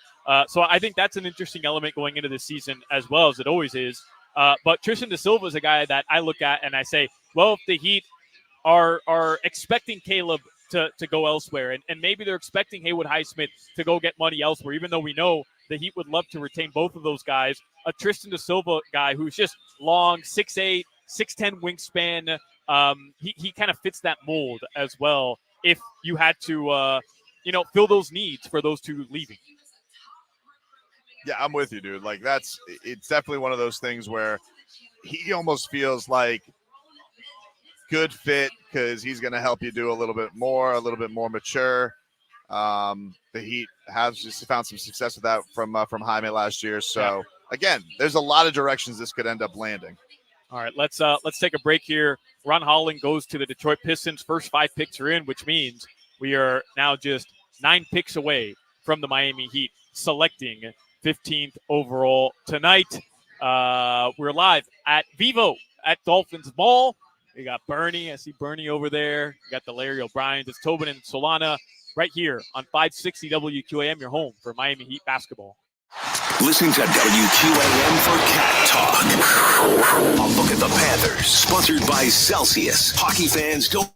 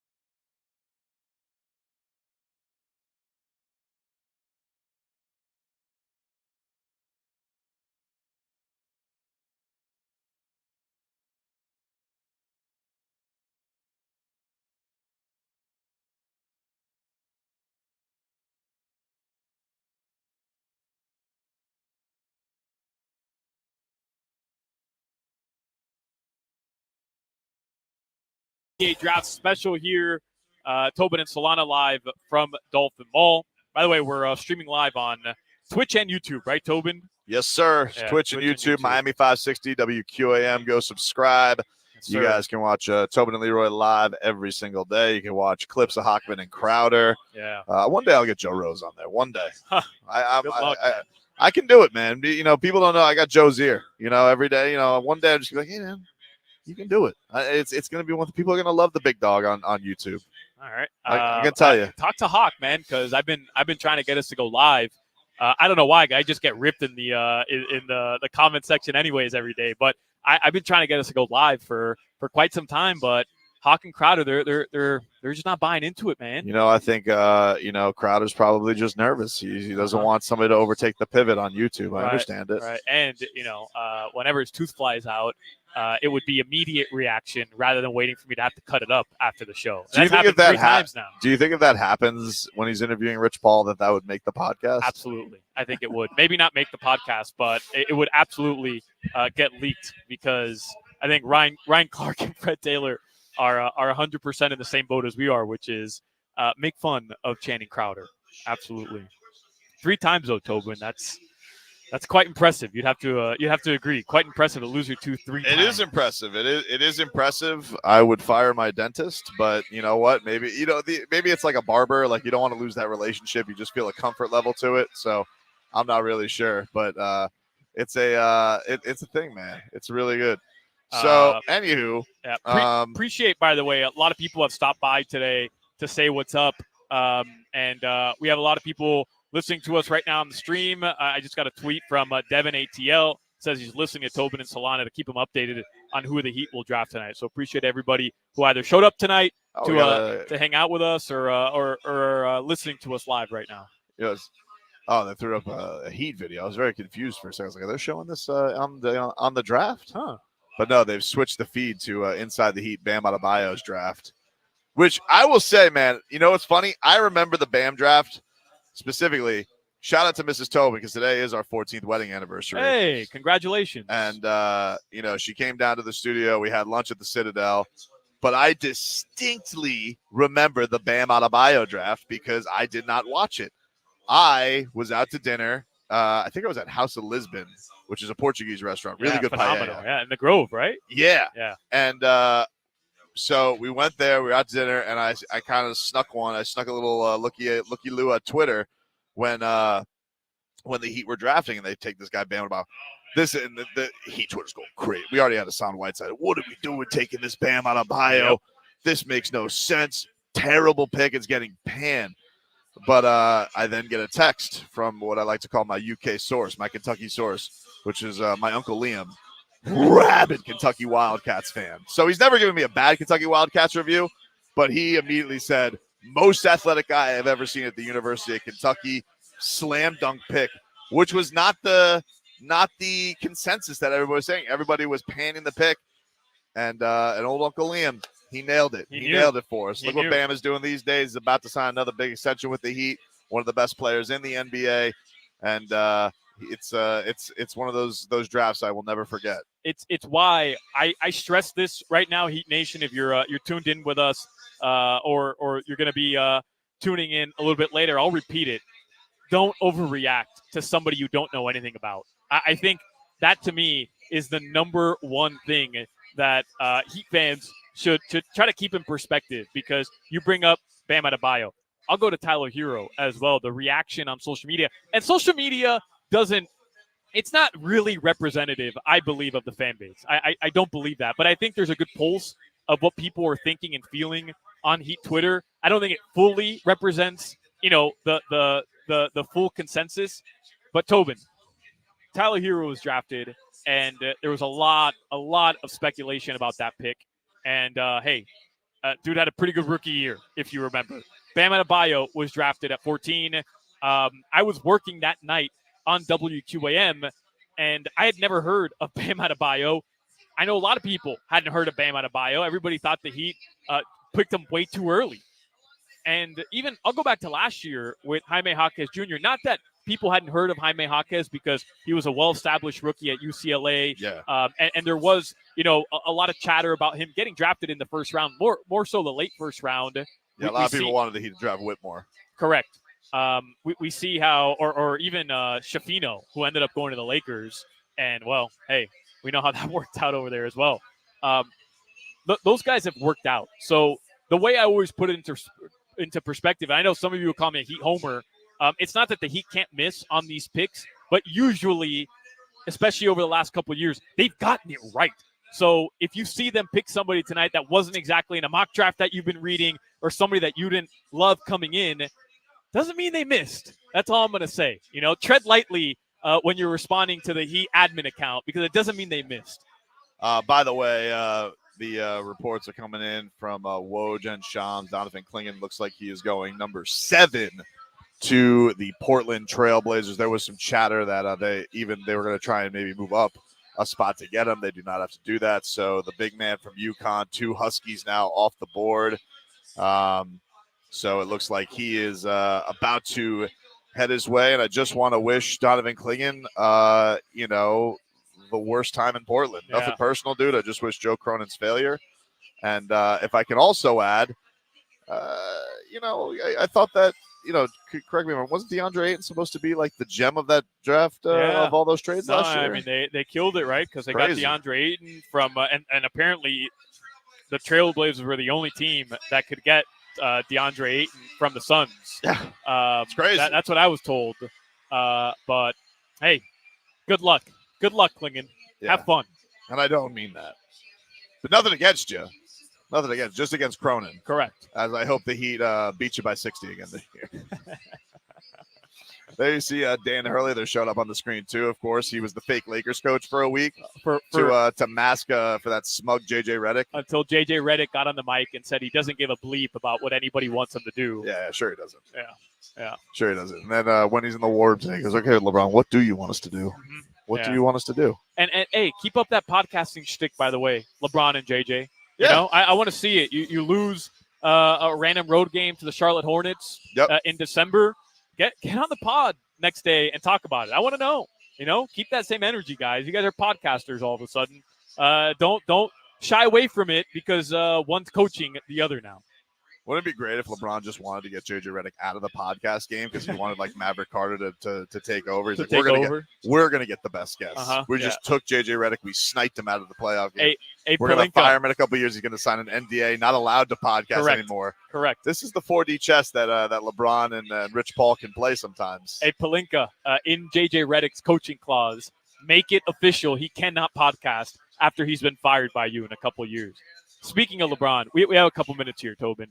And again, the Heat don't pick yet for a couple more picks. You still got the Spurs were coming up at 8. You got the Grizzlies at 9, the Jazz at 10, Bulls at 11, Thunder at 12, Kings at 13, and the Blazers were supposed to pick at 14.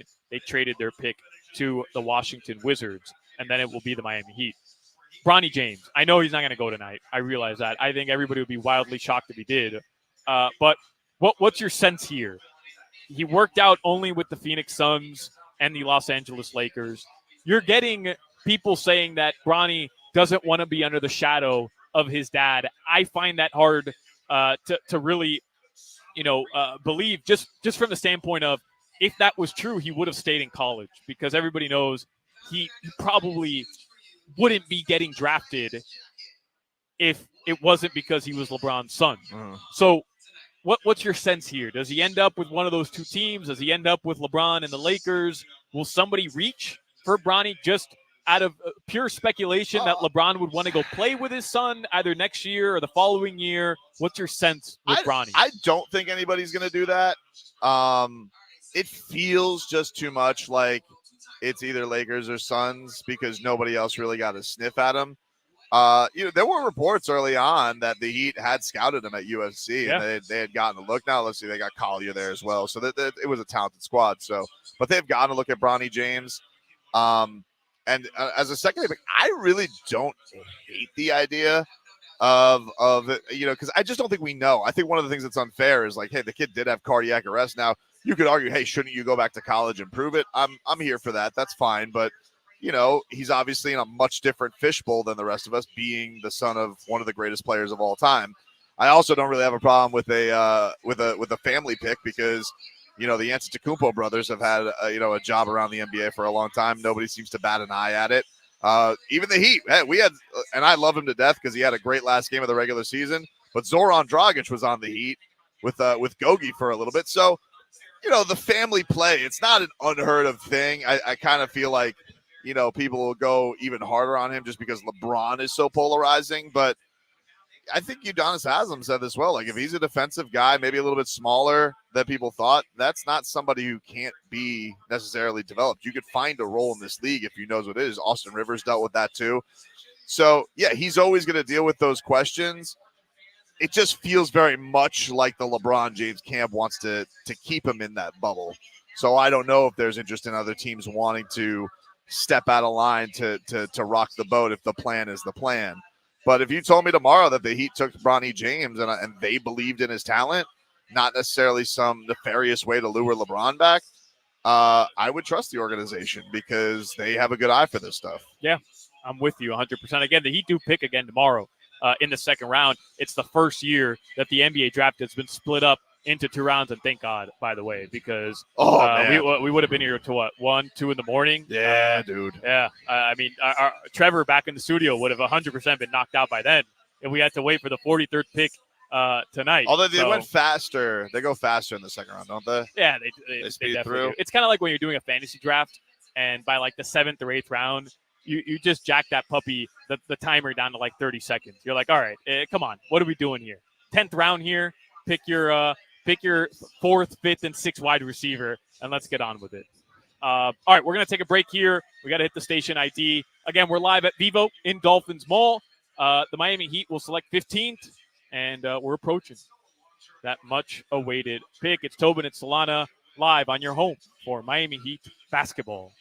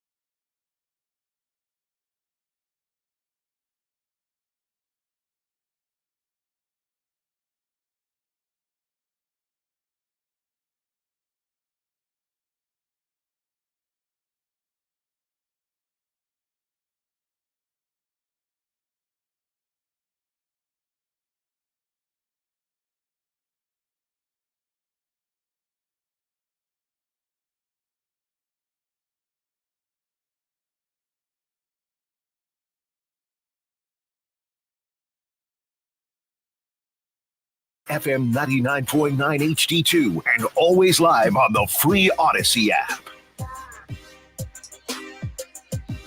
As Tobin just said off the air, we got action here with the NBA draft. You're listening to the official WQAM Miami Heat draft show.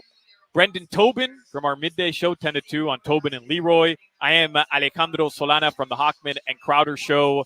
The Miami Heat, we are just 4 picks away now, Tobin. 4 picks away. Yeah, because 9's in. Right. So, no, I guess we're technically 6 picks away. 6, all right. So, clearly I cannot count. But Yeah. I can read, and the Minnesota Timberwolves have traded up.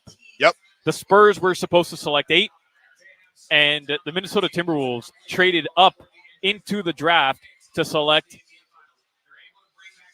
Rod Dillingham. Yep.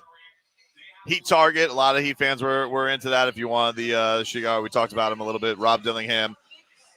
Duke can score, and he gets to go to the number 1 team in the Eastern Conference. They traded a 2031 unprotected first-round pick to the San Antonio Spurs. About to go to the podium. Adam Silver is just announced that Zach Edey is going to the Memphis Grizzlies. So this is interesting from a standpoint of, we talked about the Heat doing this for Bam. They essentially just did this for Jaren Jackson Jr. Yeah. If the thought process is. So Jaren Jackson Jr. is going to have one of the best college basketball players next to him now in Memphis, who, of course, is a bit of a wild card this year, getting back John Morant. But you have now 2 Heat targets. I think a lot of guys were buzzing about Rob Dillingham and Zach Edey. They are both now off the board as we venture into now number 10 on this upcoming draft, Solana. And it makes sense in the West, right? I know John Morant hasn't exactly played too much, Tobin, but there was a moment where they, at one point in the regular season, they seemed like the team to beat in the Western Conference. I know John Morant. Yeah, they were the Wolves. I mean, they essentially were the Wolves. Exactly. But now, you're looking at the Wolves. They had a ton of success with those 2 guys down low in Karl Anthony Towns and Rudy Gobert. They beat the defending champions, who also have a ton of size down low with Aaron Gordon and the MVP. So you're looking at a situation where you have to go through Jokic, you have to go through Aaron Gordon, you have to go through Karl Anthony Towns and Rudy Gobert. You want size if you're the Memphis Grizzlies. If you feel like John Morant can get back to the guy that we all saw who was going to be an MVP in the league at some day, and now you have Jaren Jackson Jr. and Zach Edey down low if he pans out, it seems like a logical situation for Memphis, the way that they want to build their team here. You got your superstar guard. Now go get big down low to be able to compete with the rest of the big guys in the West.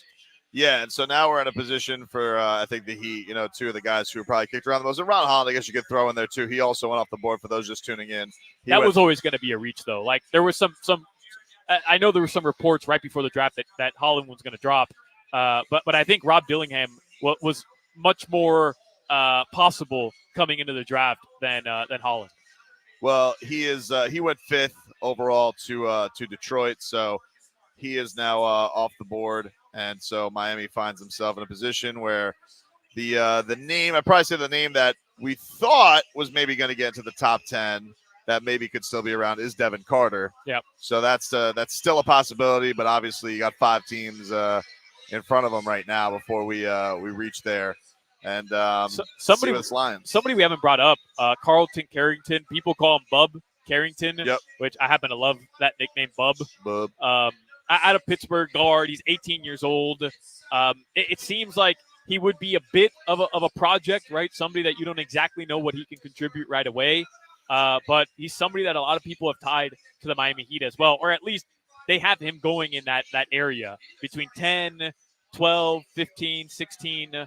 It's somebody that we haven't really brought up when we're talking about the Nikola Topic of the world, the Jared McCains, Rob Dillingham, who's off the board now, Zach Edey, who's off the board, Tristan Da Silva, we've talked about as well, Tyler Kolek from Marquette. We haven't really talked too much about Carlton Carrington, and that could be the pick tonight as well, Tobin. Yeah, it's very interesting. Like, these are definitely, I think, some guys that, everybody kind of recognized their talent. They did go earlier. This is the thing with the draft is we're not really sure like who's going to get jumped up and all that. But, we about to go to Utah, Adam Silver. Colorado. Cody Williams from Colorado was going to Utah. Yeah, 6'7", 7'1" wingspan, 19 years old. So right in front of Miami now, we have Chicago, OKC, Kings, and then the Blazers making another pick. Although that's going to be Washington because they didn't make a trade. So, excuse me. Technically, they'll be picking for Washington. Right. So, Chicago, OKC, Kings, and the Blazers picking for Washington before we get to Miami's pick. 4 teams, 4 players remain before we get to that Miami spot. So I would say Solana probably by the end of this hour. I mean, we're definitely going to know because you're talking 5 minutes between each pick. We should probably maybe even know by the bottom of the hour who the Miami Heat are selecting. I would say probably like around 9:30.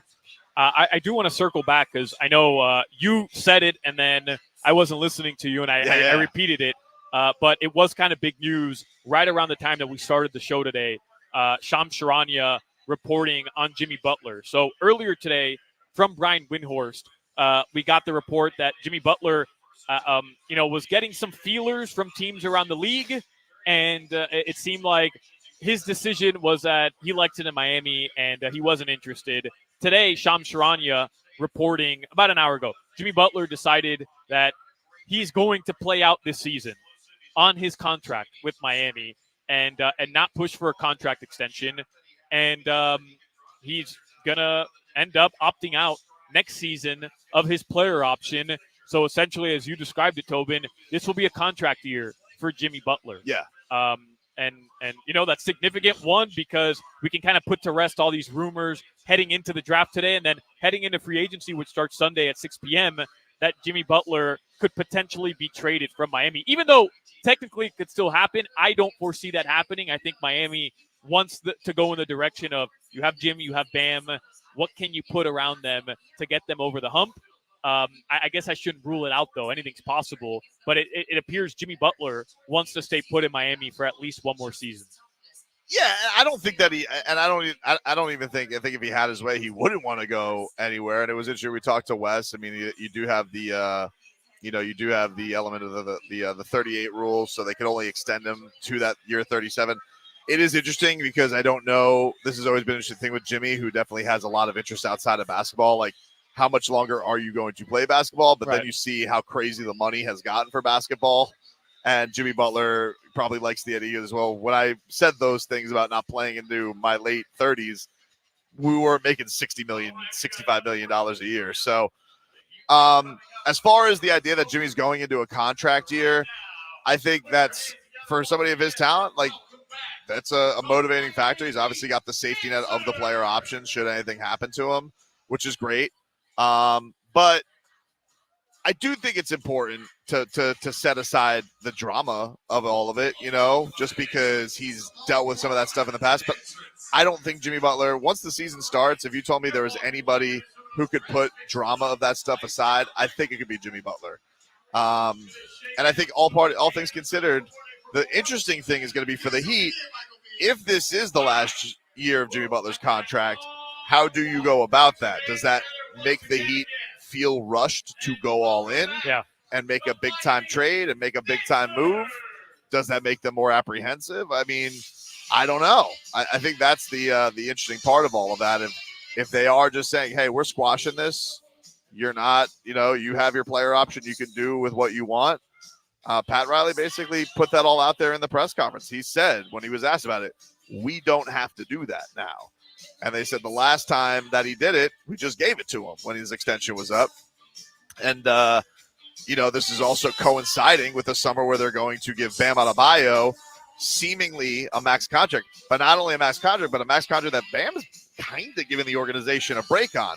Now, not all that's in his control because he still has to get voted certain things, but Bam's essentially doing the organization a solid, one, because he's committing to them, and two, he's doing it without the idea that, hey, I could be doing this and this could be $200 million more guaranteed if I rolled the dice on it completely. So it's an interesting time, man. Like I said, I think that if this is the case, it feels like it brings a little bit more clarity to the next couple of weeks when big moves will happen. And I think that's good for the Miami Heat. But, from Jimmy's standpoint, look, as a fan who's enjoyed what he's done and knowing how things have ended with some of the icons, not always on the best terms with the Heat, I thought Jimmy Butler warranted getting one more year. I would have been like, if you told me, hey, would this make Jimmy at ease and make him all happy and 37 rides off the sunset, I would have been cool with it. But I get it. That's not Pat Riley. Pat Riley's cutthroat. He was like, he had his limits with D-Wade. Had his limits with Zoe. They had their breaking point with Shaq. It happens. It's the unfortunate part of a business. They've done a lot of great things together. You're just hopeful that this isn't necessarily a signal of the end, that this is going into, hey, this year, it almost should be the theme this year, Solana. This year is all business. Yeah. Like that, because last year kind of felt like a float through lazy river year. It did. It was frustrating for the fans. It was, I'm sure, hella frustrating for Eric Spoelstra, who had to get like a gazillion starting lineups. So, okay, we had that year. We watched our rival hoist something we couldn't hoist. All business this year. Take the regular season seriously. Don't end up as the eighth seed.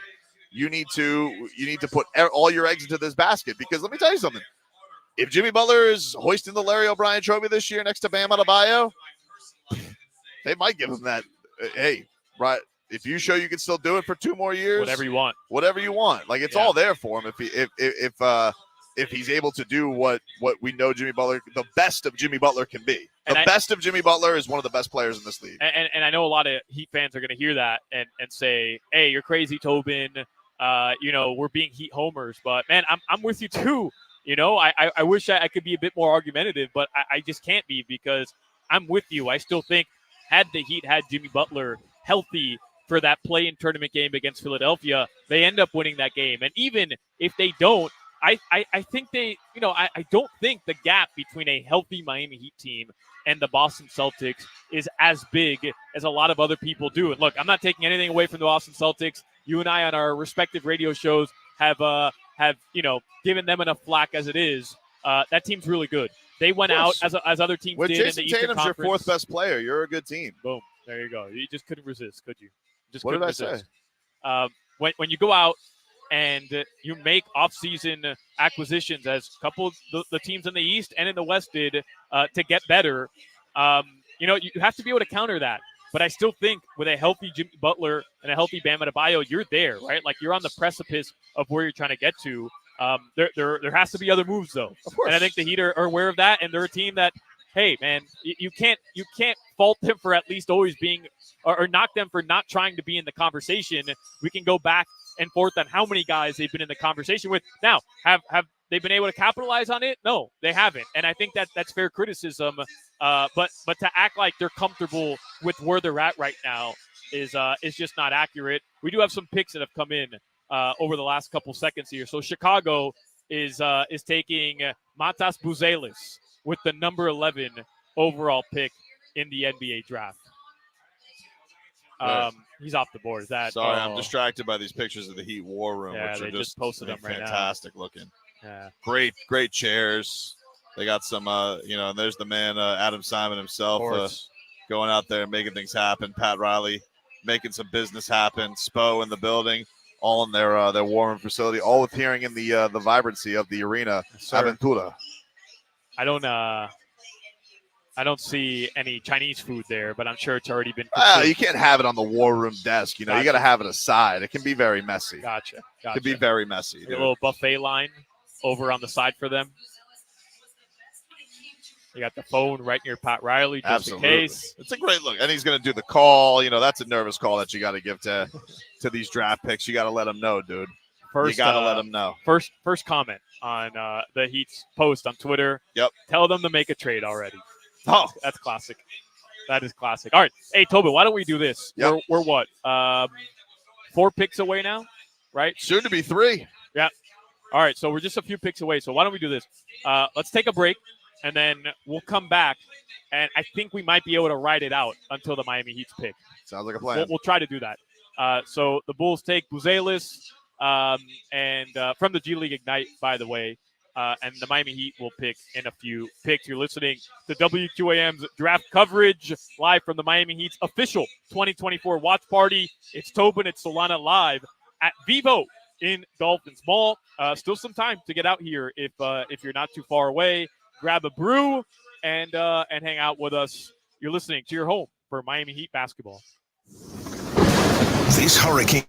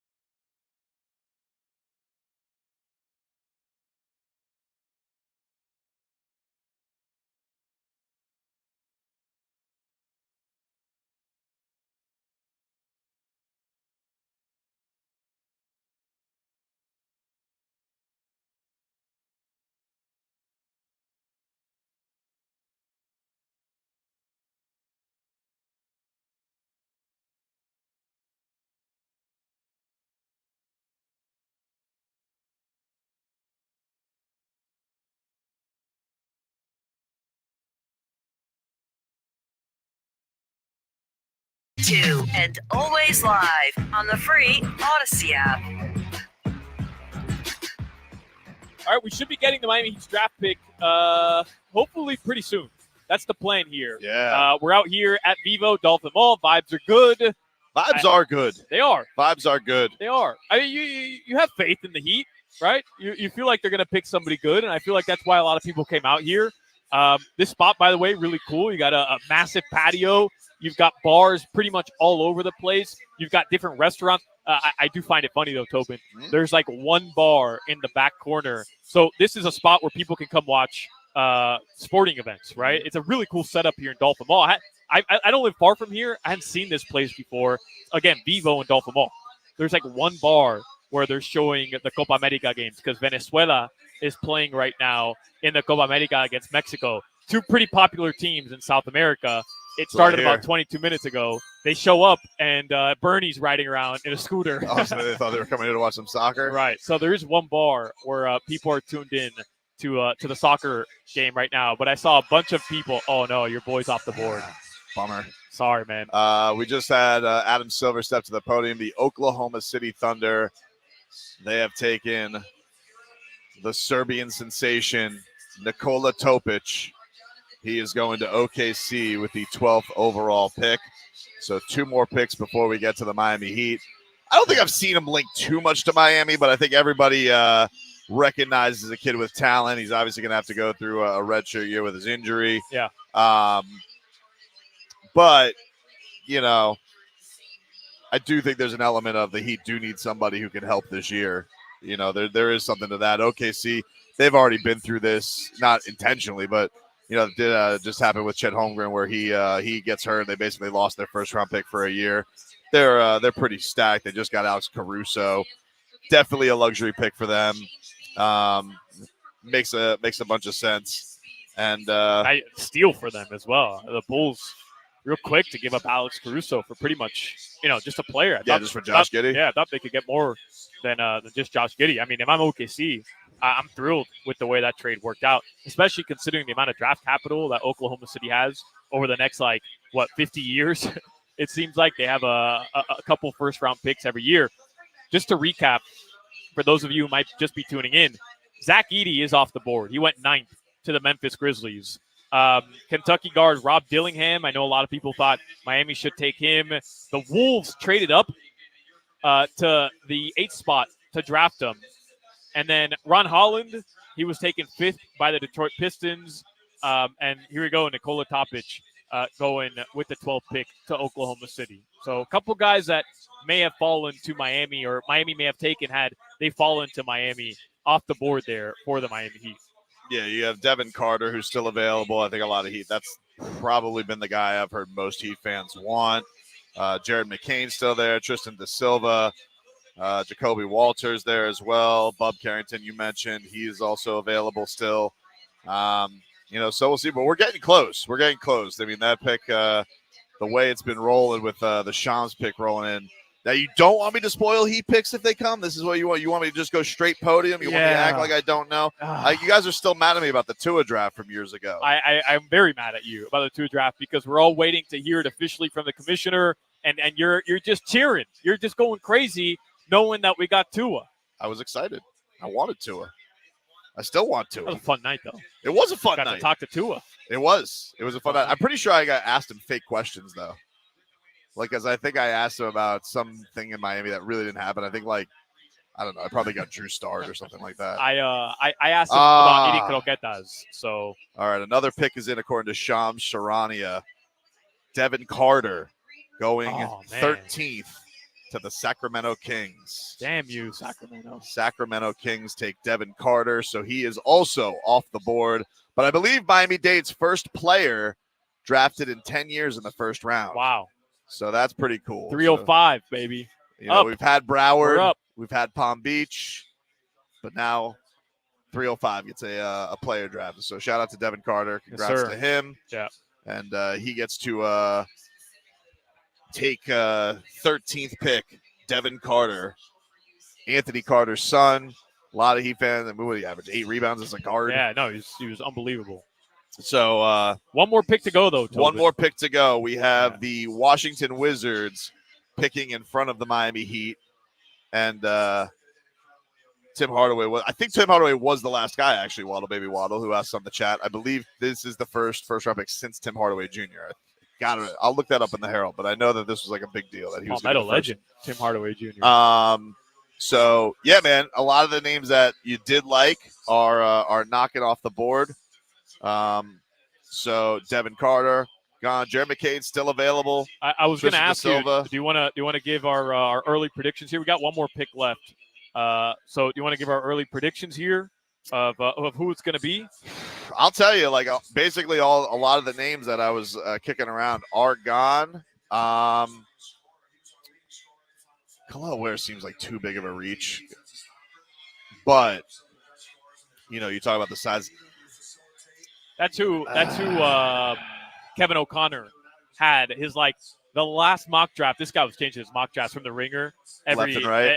every hour. He had a new mock draft, but his last mock draft right before the draft started, he had Ware out of Indiana falling to the Miami Heat. I am going to go with Jared McCain. Yeah, I mean I'm sticking with my McCain pick. That's who I was already wrong. I thought he was going to fall to us. We haven't drafted anybody yet. I'm liking that's what we're talking about right now. I got Jared McCain out of Duke. Jared McCain out of Duke is who I feel like we're going to go out and draft. And Dog's got a Heat jersey on. That's a great look. That is fire. Dog's got a Heat jersey on. Yeah.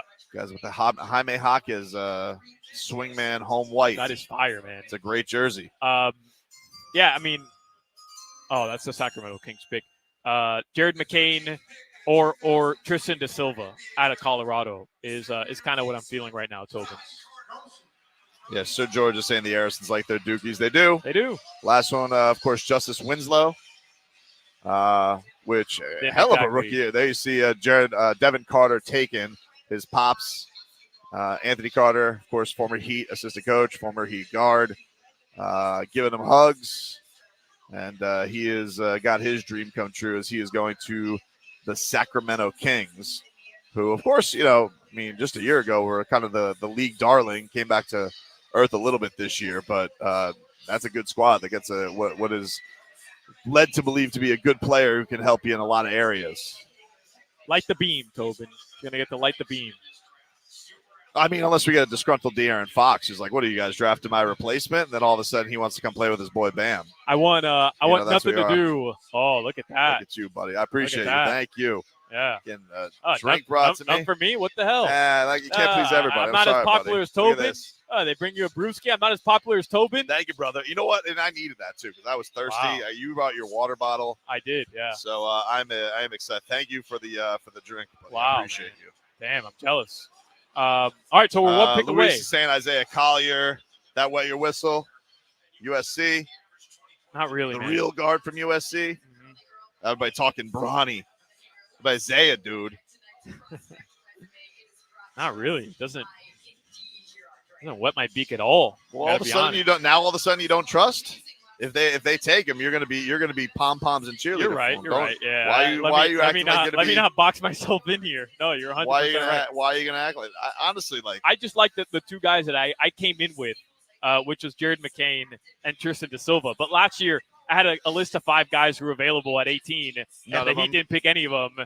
And hey, Jaime Jaquez Jr. ended up being pretty good. It always works out like that, doesn't it? Yeah. It always works out like that. I mean, we're waiting, of course, on the.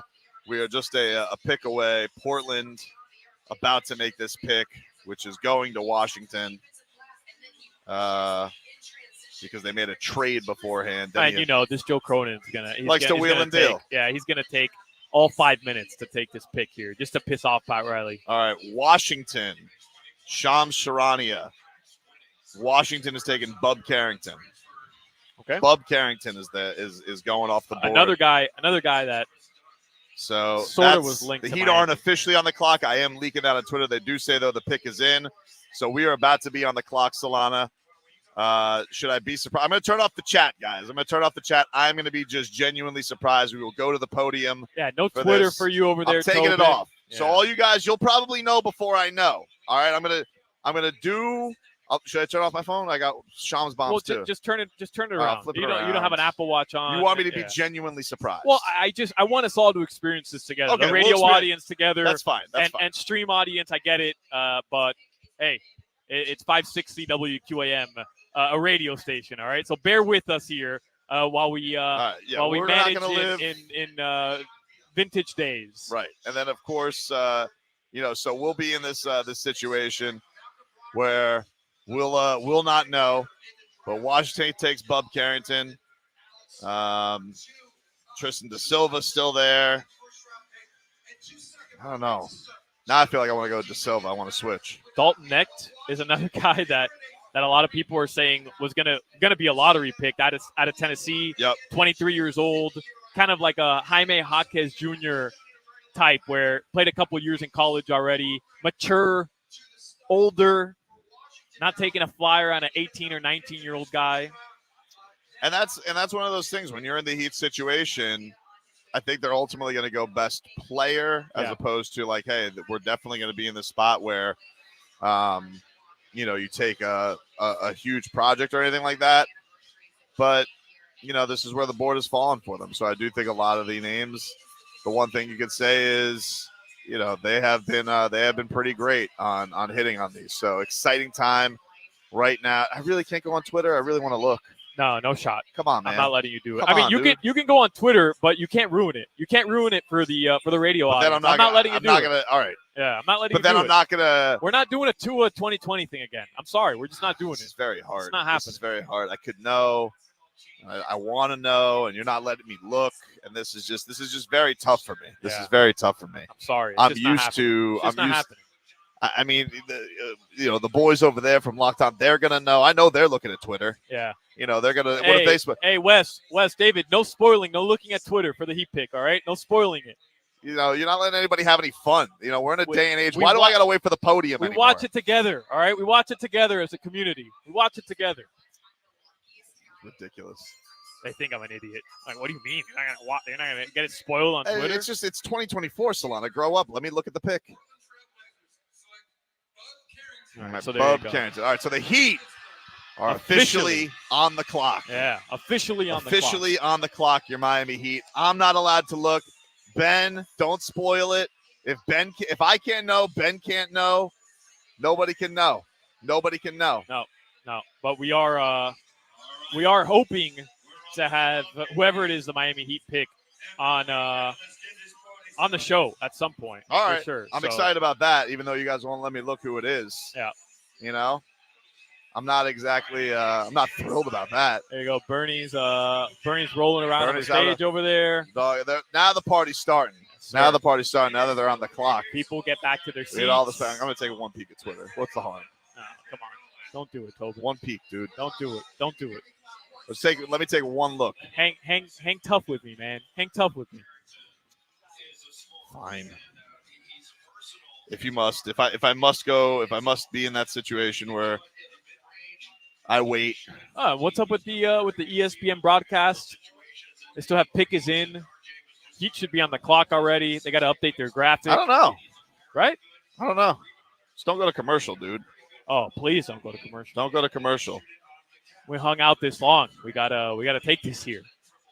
Interesting. I'm hyped up for this though, man. And look, the draft truthfully hasn't been as exciting as I think some people expected with like trades. We did have a couple trades, but it hasn't been anything monumental. No Trae Young, nothing crazy.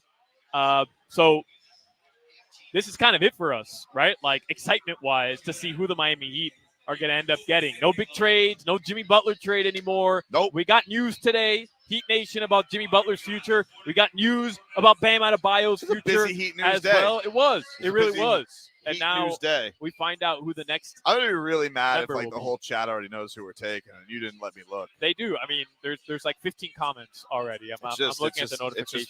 It's very disappointing. You're putting these handcuffs on me, and I just want to be a man in present day that knows who the Heat took. We're doing it old school. Look, there's the ticker right there. 4 minutes and change. Gary, are we ready to go to the podium when it's all set? All right, we have about 4 minutes left officially. We're going to do this old school. Yes, sir. Dalton old next school. from Tennessee. Number 1 best available on ESPN. Jared McCain. Number 3, Tristan Da Silva. 4.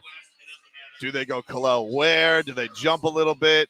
Get a little size, some blockage. Kyle Filipowski, you talked about him earlier. You were down on him. I won't tell him that if he joins the show. And if you're just joining us, again, no Zach Edey off the board. Ron Holland off the board. Rob Dillingham off the board. Toppich off the board. And Devin Carter and Bub Carrington just taken 13th and 14th. Well, now they've just taken the clock away. What am I supposed to do with this? Now can I spoil it? We're just about a minute or two away. They're showing a video. Look at Pat Riley's hair. Just phenomenal. He looks fantastic. Just right phenomenal. Now the Heat have put up a video of Dwayne Wade retrospect. But I kind of want, like, you know. I know what you want. I want to have the clock up there. I know exactly what you want. By the way, people saying picks at number 15, you know, nothing too exciting. I'll give you a list here. Giannis Antetokounmpo went 15th in 2013. Kawhi Leonard in 2011 went 15. And if you really want to get crazy, you go back to 1996. Steve Nash, Canada, went 15th as well. Don't look back at the last 10 years because it's not too exciting. Corey Kispert loves to torch the Heat, random Heat killer, and Cole Anthony, probably the best two guys who have been taken 15th over the last couple of years. But those are some solid names there. Giannis, Kawhi, and Steve Nash taken at 15. All right, what are we looking like? I can't see that clock too good. We got like 2 minutes left, 3 minutes left. Just about 2 minutes and change left here. Right. We'll find out.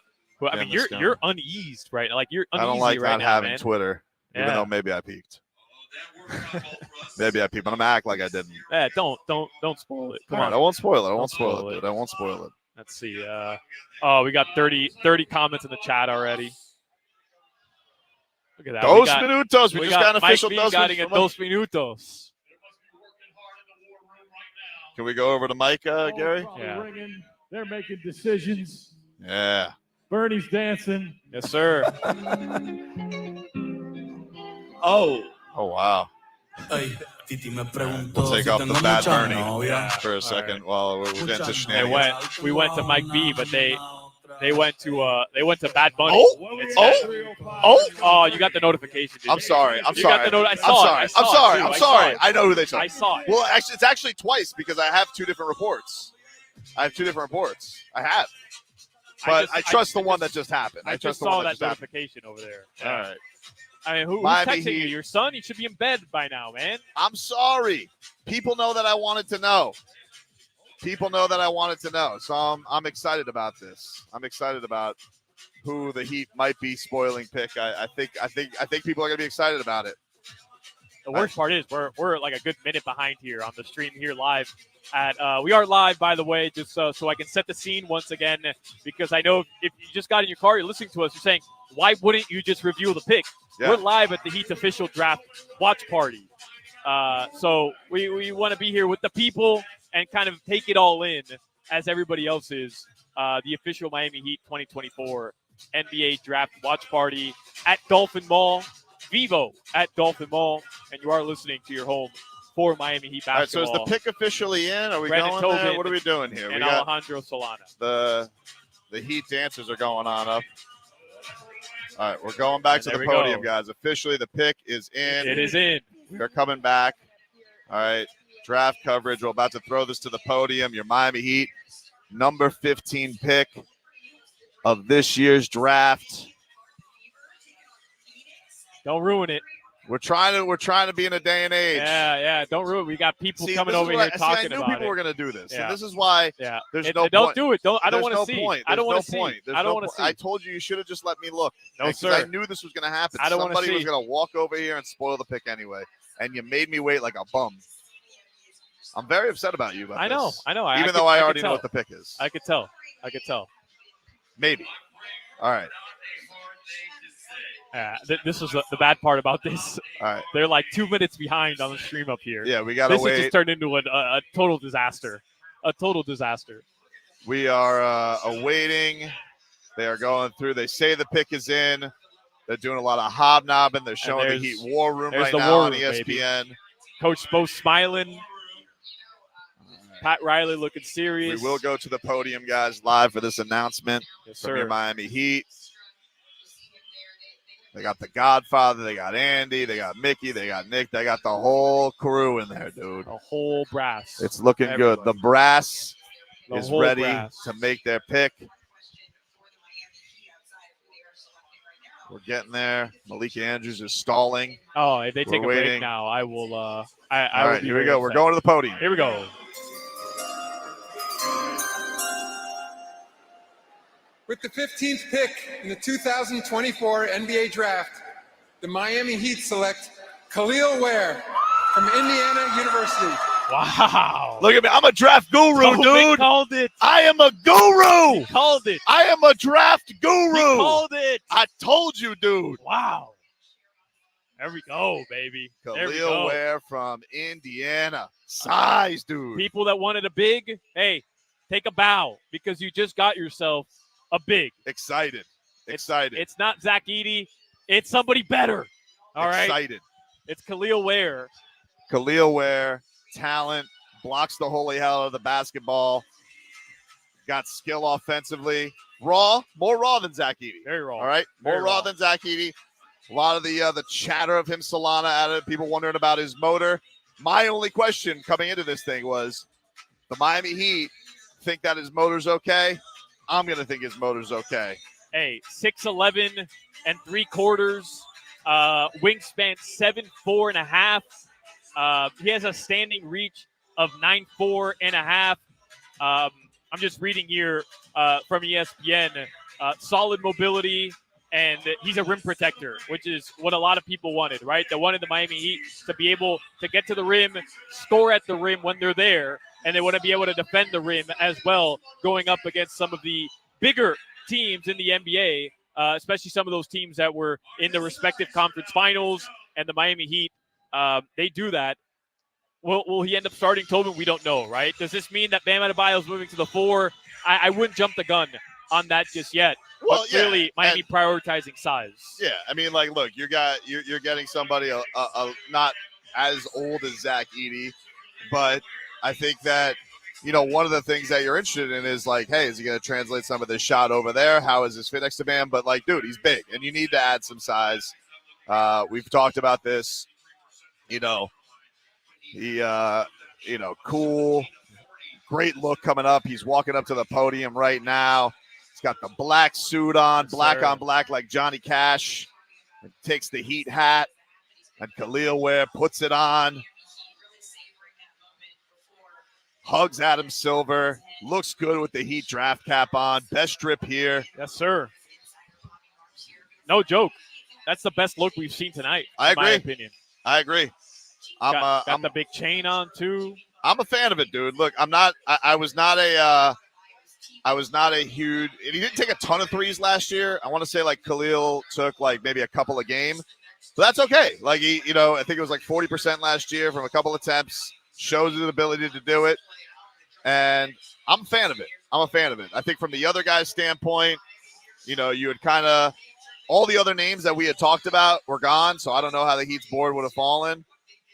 This guy I know wasn't up amongst the best names available, but I think it's okay. I think we've acknowledged that the Heat do need to add some size, and I'm all for it. I like the pick. Again, the Miami Heat have drafted Indiana's Kel'el Ware 15th overall tonight. We were kind of wondering how they would approach this. Would they go with size? Would they go with a guard? And they go with size. 7'1". He's got a 7'4.5" wingspan. He averaged 16 points per game, 10 rebounds, 1.5 assists. And he did shoot 43% from 3 last season. I'm not sure exactly how many attempts. It wasn't many. I think it was like just over 2. Right. But, he showed an ability to do it.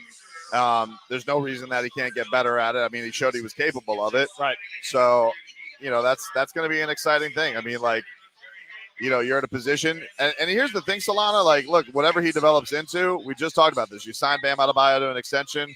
Should Kel'el stick around here for a little bit? We talked. This could be a shift for the Miami Heat. We talked about it more with Zach Edey. He goes and gets drafted, and his college accolades are worthy of that. But I like the fact that they, I think took a guy whose talent may have even more of a ceiling than some of the other guys that were there. Dalton Knecht is dropping in the draft like a stone, and he's a little bit older. Would you have liked something like that a little bit ready? I feel like they did that last year, and I like how the Heat have been diversifying their picks a little bit. Right. They've been kind of going at the table, and it's like, all right, it's like a stock. You gotta like, I don't know why I made it a poker table initially. That's stupid. It's like a stock. Like you go, all right, we're going young guy from Europe. We're going old, grizzled college veteran, right? Badass athlete, and Jaime Jaquez. Now you add Kel'el Ware. So I'm I'm a fan of it. I like it. I like it, man. I'm just seeing some of his highlights now on social media. I mean, you want to talk about lob threat? I mean, you just got somebody who's 7'1" who can do that. He does seem to me, Tobin, like a bit of a project, not in terms of like somebody who can't play right away, but he doesn't seem to like jump off the board as somebody who's going to start right away. And we'll find out, right? We'll find out once he goes through a rigorous summer training with the Miami Heat. Look, if you have been following the history of Miami Heat drafting bigs, drafting a little young, drafting athletic, Eric Spoelstra is typically not going to start that guy. So unless he comes in here and he is the greatest summer league player we've ever seen, I too would expect him to be here in a role. Here's the thing, Solana. We have been in a situation with this Heat team, with this power rotation, where it has been like, where we have looked at it and been like, you know what? You go and try Thomas Bryant and you try, Dedmon and you try all these guys, and then you try Orlando Robinson, and you're trying to find somebody who can give some relief in that position. So, hey, it doesn't mean the Heat still can't go out and trade for some more size and do what we talked about with Bam Adebayo, because odds are the Heat would have probably put that position to a veteran anyway, as opposed to a 20-year-old. So I'm a fan of it. I like this pick more so because I like the talent of it. He showed his rim protection, his ability to block shots. So I think you got to trust the scouting on this. He had a workout with the Miami Heat reportedly. So should he join us today, we could ask him a little bit about that and how that all went, because I love seeing what you had to bring to the table to impress the Heat. But dude, look at 16 points a year last year. Yeah. Almost 2 blocks a game. Just come in there and be your athletic self, make some things happen in those bursts. And the thing that's going to be most important, I think, with Eric Spoelstra is, dude, just come in here and play your butt off. Just show that relentless motor. That's kind of been the one knock against him. So I hope that you come into this. They're, I'm sure, hopeful that you put him into this atmosphere, that's not going to be a thing. Hey, Tobin, the Heat, if they work somebody out and they end up drafting them, I highly doubt they question that person's motor, right? Like, just knowing everything you know about this organization. I know what the reports are because I read it in The Athletic earlier this week as well. But I don't think the Miami Heat go out and draft somebody that they don't can fit the mold within this organization and kind of buy into the structure and the identity of what they're trying to do. Not to throw Heat culture at your face, but it just seems like everybody that they've drafted has bought in. Right, going back to Jovic, who we know it absolutely worked his ass off, and then Jaime Jaquez Jr. was like a perfect fit into what it is the Miami Heat are trying to do, which is why we call him mini Jimmy Butler. So I'm not too worried about his motor. What I'm looking at right now is that bottom line, they got somebody with a crazy wingspan who can defend the rim, and also, thank you very much. More beer. And also, I appreciate you, brother. Also. Cheers to Kel'el Ware's career, boys. He might be able to spread the floor as well. The Miami Heat's 2024 draft pick with the 15th overall selection is Kel'el Ware. We're going to take a break. Hopefully, we'll be joined by Kel'el Ware coming up in about the next couple minutes. We're going to take a break, and we will be back at the top of the hour to talk more about Kel'el Ware. We'll keep you up to date with what else is going on in the NBA draft as well. You're listening to Tobin and Solana out at the Miami Heat's official 2024 draft watch party. The pick is in. It's Kel'el Ware. You're listening to your home to Miami Heat basketball. Text WQAM on the Kendall Toyota text line at 305-567-0560. Kendall Toyota, all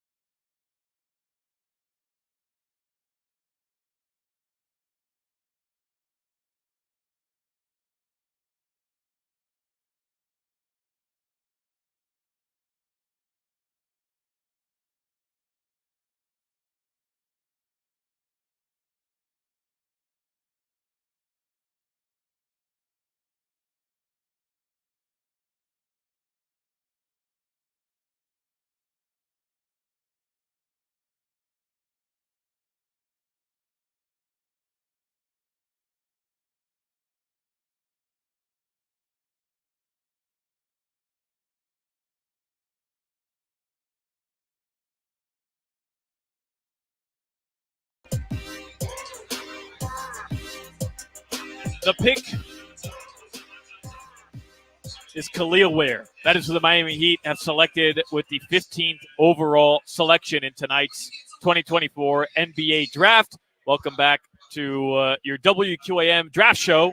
It's Solana and it's Tobin. The plan is to take Kel'el Ware at some point or have him on the show today to get to know him a little bit. Hope so. And I'm going to read you right now. I just put together a bunch of reports, scouting reports on Kel'el Ware. Tobin, I know you've been hammering away at I'm the a Twitter guru, machine dude. as well. Listen, this was one of my pre-draft. I'm not a draft, but shout out to Anthony Chang who had a list of like the guys that are working out. I said, that one's intriguing, and he was definitely one of the guys that I looked at. I was kind of surprised to see him so low on the best available compared to the other guys, but I think you like the ceiling of him, and clearly we know that he needs size. I mean, like that's a pain. I know Leroy's gonna peacock with me saying that, but it is a very clear thing that he needs to add. Whether it is a backup for the first year or not, Derek Lively worked out well for the Mavs this year. He was tremendous for them. And the Magic just took Tristan da Silva. Yep. Right now, so he's off the board. So let me go through some of this here, Tobin, and feel free to interject at any time. With any news you're getting. I'll start right here. I just looked up Kel'el Ware's Instagram. Dude loves himself some Chipotle. You and I were just we were loving on Chipotle at the start of the show, so I'm all in already. If you want to know how I feel about this pick, this guy loves Chipotle. He's got a paid advertisement with Chipotle on his Instagram. I bought in 100% to Kel'el Ware, so that's where I stand. I just want you to know. No argument from me. I mean, you gotta, I'm sure he's gonna diversify a little bit down here in Miami with some of the food that we got. For sure. We got a lot of great collection of dishes where you can mix together the carne and the beans. But hey, you're not gonna find a bigger Chipotle fan than me, dude. Right. I love it. There we go. All right, so he is a center out of Indiana. His stats in 2023-2024 this past season, he averaged 15.9 points per game, 9.9 rebounds per game, 1.5 assists, 1.9 blocks, about half a steal per game. He shot 58% from the field and just shy of 43% from three, 63.5% from the foul line. You mentioned Anthony Chang's write-up on Kel'el Ware. I'll read it here for you. Anthony Chang covers the Miami Heat very well for the Miami Herald. He writes, Ware, who has drawn comparisons to NBA players such as Miles Turner and Jared Allen, stands at 7 feet, 230 pounds, a 7'5" wingspan. He has the physical tools to be a quality NBA player. His skills also fit the mold of a modern-day big, displaying the ability to make outside shots on the offensive end and block shots on the defensive end.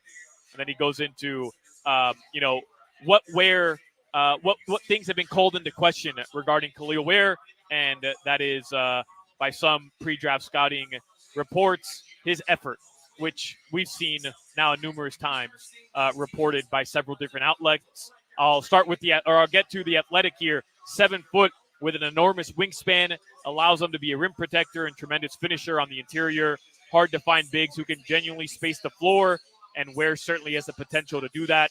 They also add he's only 20 years old, and he can grow beyond what his tape showed this season. They write Ware has all the tools to become a starting NBA center. I like what I'm reading, Tobin. I like what I'm reading too, man. I mean, again, I'm going to put a lot of faith into what that front office has done in the draft, especially lately. This has been something they've leaned on to improve their roster for a while. To the people who are, worried about his motor and things like that, hey, man, Anthony Edwards dealt with some of that stuff coming out of college too. It's not a kill-all because – maybe he had a bad first college experience and flowed through high school, 7'5". Sure, it's hard to find some competition on it, but look, the measurables are all there for him. 7'5" wingspan, can jump out of the gym, has shown some ability to shoot. Some questions about, his ability to screen set. You only have maybe the best screen setting big in the league to learn from in Bam Adebayo. So I'm excited. I think it's one of these things where it's like you see the talent that's there. If this draft where it's like, yeah, maybe they could have got more polish. We talked about this the entire lead up, Solana. There's a lot of directions this Miami Heat team could have gone in this draft. A lot of the names that we linked and liked, they were gone. I don't know how much the Heat liked them, but as 3-minute draft pundits like we all were watching YouTube, like all you Heat fans were, not scouting like you're Seth Davis or Jay Billis. You guys have watched these guys for 5 seconds. The Heat, trust me, have dove into this guy at the board. Maybe you see on ESPN that they took a little bit of a leap, but we can all acknowledge this is an area that they needed improvement on, that this guy looks like he's got a lot of physical traits and talents to like. The intangible stuff, I mean, you're talking about the most intangible organization there is in the league. So, I mean, if they feel like they can get through this workout and they like that with him, I don't know necessarily what that says for his role this year, but if it is something that if he's one of the rare ones that can jump off the page immediately and help out, I'm all for it. I think it's something that he surely got to look at and be excited about. I tell you one thing, I'm very excited to watch him in Summer League. I can't wait to see what he's going to do in there. Yeah, that's coming up soon, by the way. You don't have to wait too long. And look, I mean, the Heat haven't had too much success with backup centers. I know this past year it was a little bit better, but there's been some duds as well. I can think of Dwayne Dedman most recently as being one of those duds. Zeller, nobody was real thrilled with him last year either. So if you can bring in a young center with loads of talent already and tremendous upside and tremendous potential and be able to put him through your system, put him through a season where he's getting some playing time and hopefully kind of mold him into the player that you want him to be, I think that's a huge plus for this Miami Heat team. It's kind of what they've done with Jaime Jaquez Jr., right? Let him play under a guy like Jimmy Butler and learn from a guy that he plays like. Now you can do that with the center position as well. I know he's not exactly a Bam Adebayo-like player, but there's a lot of things you can learn from Bam when it comes to rim protecting, and there's a lot of things you can learn from a guy like Alonzo Mourning, kind of showing you the ropes as well in the Heat organization. Yeah, and to the idea that, you also have to figure, we've talked about this with Bam's development, like if he's going to sign that extension like you thought, like Bam's even put, words to this. We talked about this earlier on with, Udonis Haslem saying, hey, Bam is kind of ready, maybe putting him in a power forward role. Well, now you maybe giving him some more capable size. So people are saying, well, what about happens to Jovic? What about him? Jovic, you put the ball in his hands. This league is getting bigger and bigger. The Heat are noticing it. You can't be blind to it. Yeah. And you can't be throwing, all these guys out there that are undersized. You're going to have to hope by, the time you do get to the playoffs that maybe something that, maybe he will be ready to go. But I'm excited by this pick. I really am, because it does feel like somebody who's got a little bit of a ceiling that you can learn from. Those are always really fun picks, Solana. Like, I like watching Nikola Jovic develop in his first year. You can see, oh, this is what the kid can do. This is exciting. You see with the ball in his hands. Okay, he screwed up there defensively, but that's okay. You're starting to see that grow. And then we saw by the times you got to these bigs, like this kid wasn't getting pushed around anymore, and he wasn't getting punked anymore. And I think that's one of the fun things about being a fan is not necessarily saying, oh, what is this guy going to be right now? It's what can this guy be? That was the exciting thing about Bam. When Bam first came into the league, dude would jump out of the gym, do crazy dunks, and then we saw, oh my God, this guy is locking up Steph Curry at 6'9". So that's, I think, what excites me about the prospect of a guy like Kel'el Ware is that he just looks like he's got a lot of fun things to watch. Yeah, he's going to jump out of the gym. When's the last time the Heat have had an exciting guy that you're like, I can't wait to see this guy jump out of the gym or do something athletic, or I can't wait to see somebody that's it's been a while. Derek Jones Jr. Derek like Jones the last Jr. guy. Yeah, and that was a guy that they found out of the Suns G League, right. So I think it's an exciting project coming up for prospect coming up for the Miami Heat. I like the fact that they went in this direction, not because I just predicted it. Yeah, no, but I'm jacked up as well. And you're right, by the way. Like when you think of just prototypical centers in the NBA, as you said, I mean, you kind of just got him, right? You kind of got the guy that can shoot the three, he can rim protect, and has loads of athleticism as well. You mentioned Bam locking up Steph Curry. Like, that is the progression we got from Bam Adebayo, where you kind of got him sprinkled in a little bit, and it got to the point his rookie season where Spo didn't want to start Hassan Whiteside in that Philadelphia 76ers series. He felt like he had to because of what the contract that the Heat had given him a couple of years prior. He wanted to go with the young Bam Adebayo, who clearly was better fit for the type of system that Miami was trying to implement in that series. But he went with Hassan Whiteside. Like, we saw Bam sprinkled in his rookie season and then the following season, and you saw flashes of what Bam could be, even if it wasn't all put together at that point. And now, obviously, it's all come to fruition, and we've seen the types of leaps Bam Adebayo has taken in terms of progression. But yeah, like, it starts with Summer League now, and I'm hoping, I mean, best case scenario here, this guy can be your starting big man alongside Bam Adebayo. You add that depth at the center position that you desperately need. You add height, you add size, and potentially, if Bam continues to shoot threes, Tobin, you're adding 2 front court players that can spread the floor. And I don't know about you, but I love the idea of that. Yeah, it's the wave of the future. It's something that we're all seeing, and that, you you guys sat here, we talked and up and down about, hey, do you want the polish of a guy like a Zachy? It's like, yeah, maybe, but he wasn't there. He got taken where he was, and so the Heat were in this position where they take a guy who they all seem, the Spose seems like he's smiling from ear to ear. So I'm excited to see what he can do, man. I think it's silly for us to pan these picks with the Miami Heat. That organization, if you want to talk about, hey, the trades haven't happened that you wanted to trade lately, or the free agency moves haven't been there. The draft has been hit. And it's been a very, very important part right now of building this roster. I think they deserve the benefit of the doubt on this one.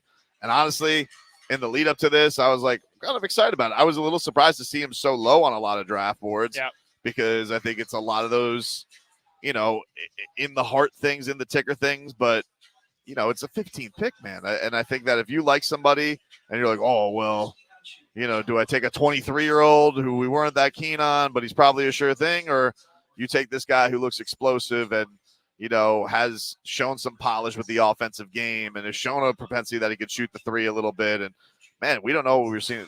Sometimes in these Heat workouts, you don't know what this kid did to really impress that maybe showed off to them. That's why, I know you touched on it. I touched on it as well. The idea that he doesn't have a motor, like, I'm sorry, I don't buy it, And I'm not saying that I scouted this dude, so perhaps that was the case.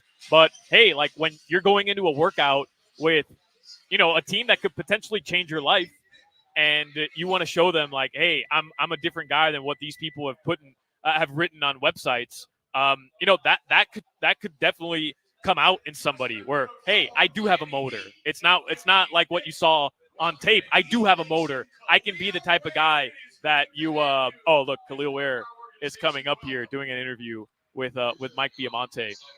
Can we go to that, Gary? There you go. Here's Kel'el Ware. We're excited to have you as a part of the team, Kel'el. And I'm here with Dale, and we're at a watch party. A lot of Heat fans are here, and I've got a question for you. For our fans that are watching right now, what can they expect you to bring to our team? With me being 7 foot, I'm able to bring the defensive side of it, being able to either, alter, if not block the shots, able to rebound the ball at all types of levels. Offensive end, skill is there, and then, being able, play on the floor with Bam, have him at the 4, and then that duo is going to be, I feel like they're going to love that duo. So. Oh, that's Goosey's very nice. While we were waiting, we did, we browsed the internet and find out you were in Oregon, then you played in Indiana. What do you think you're going to come to Miami? It's a different kind of culture down here. I know it's going to be hot, of course. But well, we are the Heat, so there you go. Yeah, true. He wants to party. So go ahead. Say what you're saying. I was sure that. So we were talking about, we're known for music, food, culture. We're like a big melting pot. So what's the first thing you think you're going to do when you come to Miami? Say the right thing. I'm gonna just walk outside and see where it takes me. He's gonna see how opposite it is. I'm excited, man. I'm lost for words right now. So, Kel'el, you did mention you're looking forward to playing along with Bam Adebayo. Bam is an incredible talent. Tell me what you think a pairing of the two of you on the court at the same time might look like. Man, it's gonna be scary. You know, I can tell you all that now, especially with what I bring and what Bam brings. So that's, like I said, the Heat fans, they're gonna love to see that duo on the court. So. Well, we can hear them screaming out there right now. They're excited to have you paired up with Bam Adebayo. I know we are. Dale, what else you got? My last question, I'm kind of like the unofficial, official drip master of the Miami Heat, and I saw your suit game was strong. What else you got in your wardrobe that you're going to bring with you to Miami? Well, I'm more of a comfy clothes type of guy, but I had to put some clothes on for this special moment tonight. So, yeah. I think he's going to fit right in South Florida. Dale, what do you think? Definitely. Well, Kel'el, we are so excited to have you. Can't wait to get you down here to Miami, get you a part of this team, get Coach Spoelstra and his staff with you, working hard, and we're going to see you very soon right here in South Florida. Congratulations again, and welcome to Heat Nation. Appreciate that. Happy to be here. There you go. That is the Miami Heat's draft pick, Kel'el Ware. He was just being interviewed by Mike Biamonte, the Heat's PA announcer, and Uptown Dale. Gave me the goosies, man. I'm not gonna lie. He did. That was he didn't want to talk about the nonsense. He wanted to talk about Bam. Yeah, that's a basketball junkie right there. He's locked in. Hopefully, we'll get a few minutes with him coming up here on the within the hour. I would hope so. Yes, sir. That's the plan. All right, let's take a break. Again, Kel'el Ware is the Miami Heat's 15th overall selection in this draft. On the other side, we'll get you caught up with some of the other picks we may have missed while talking about Kel'el Ware. We'll get you more reaction as well. It's Tobin. It's Solana live from the Miami Heat's official 2024 draft watch party. You're listening to your home for Miami Heat basketball. Listen to WQAM for Cat Talk.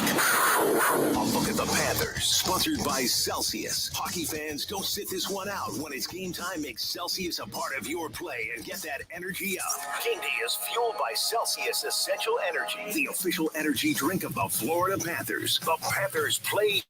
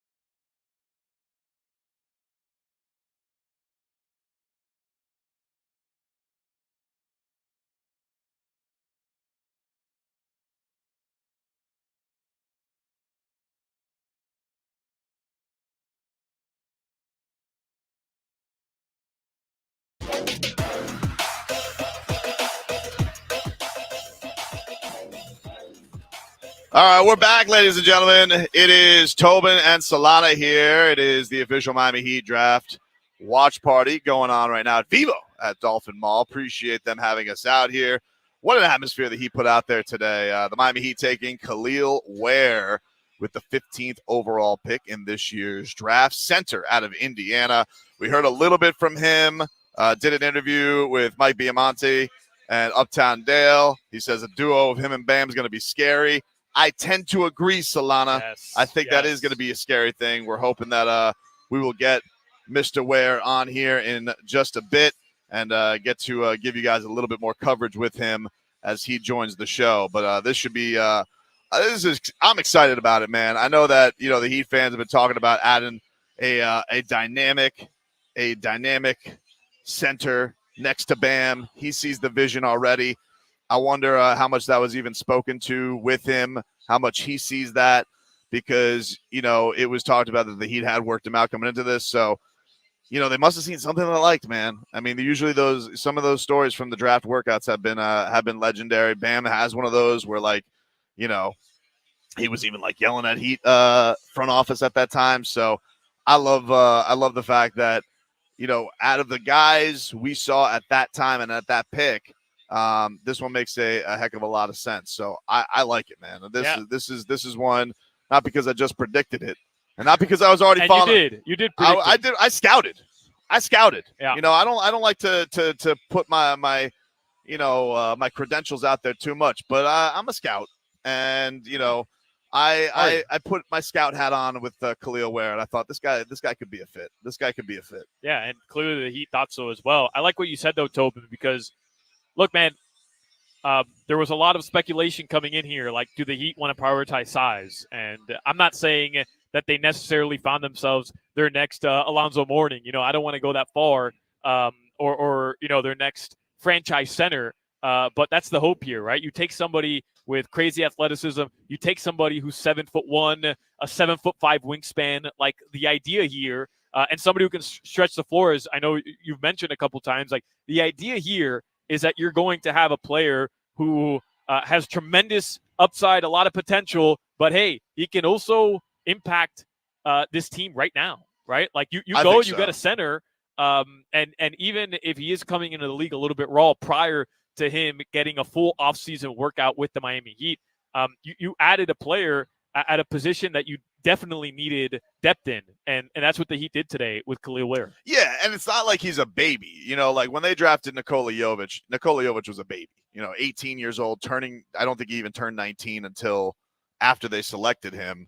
And you saw from him, like, hey, physically, we need to get this kid up to speed with the NBA.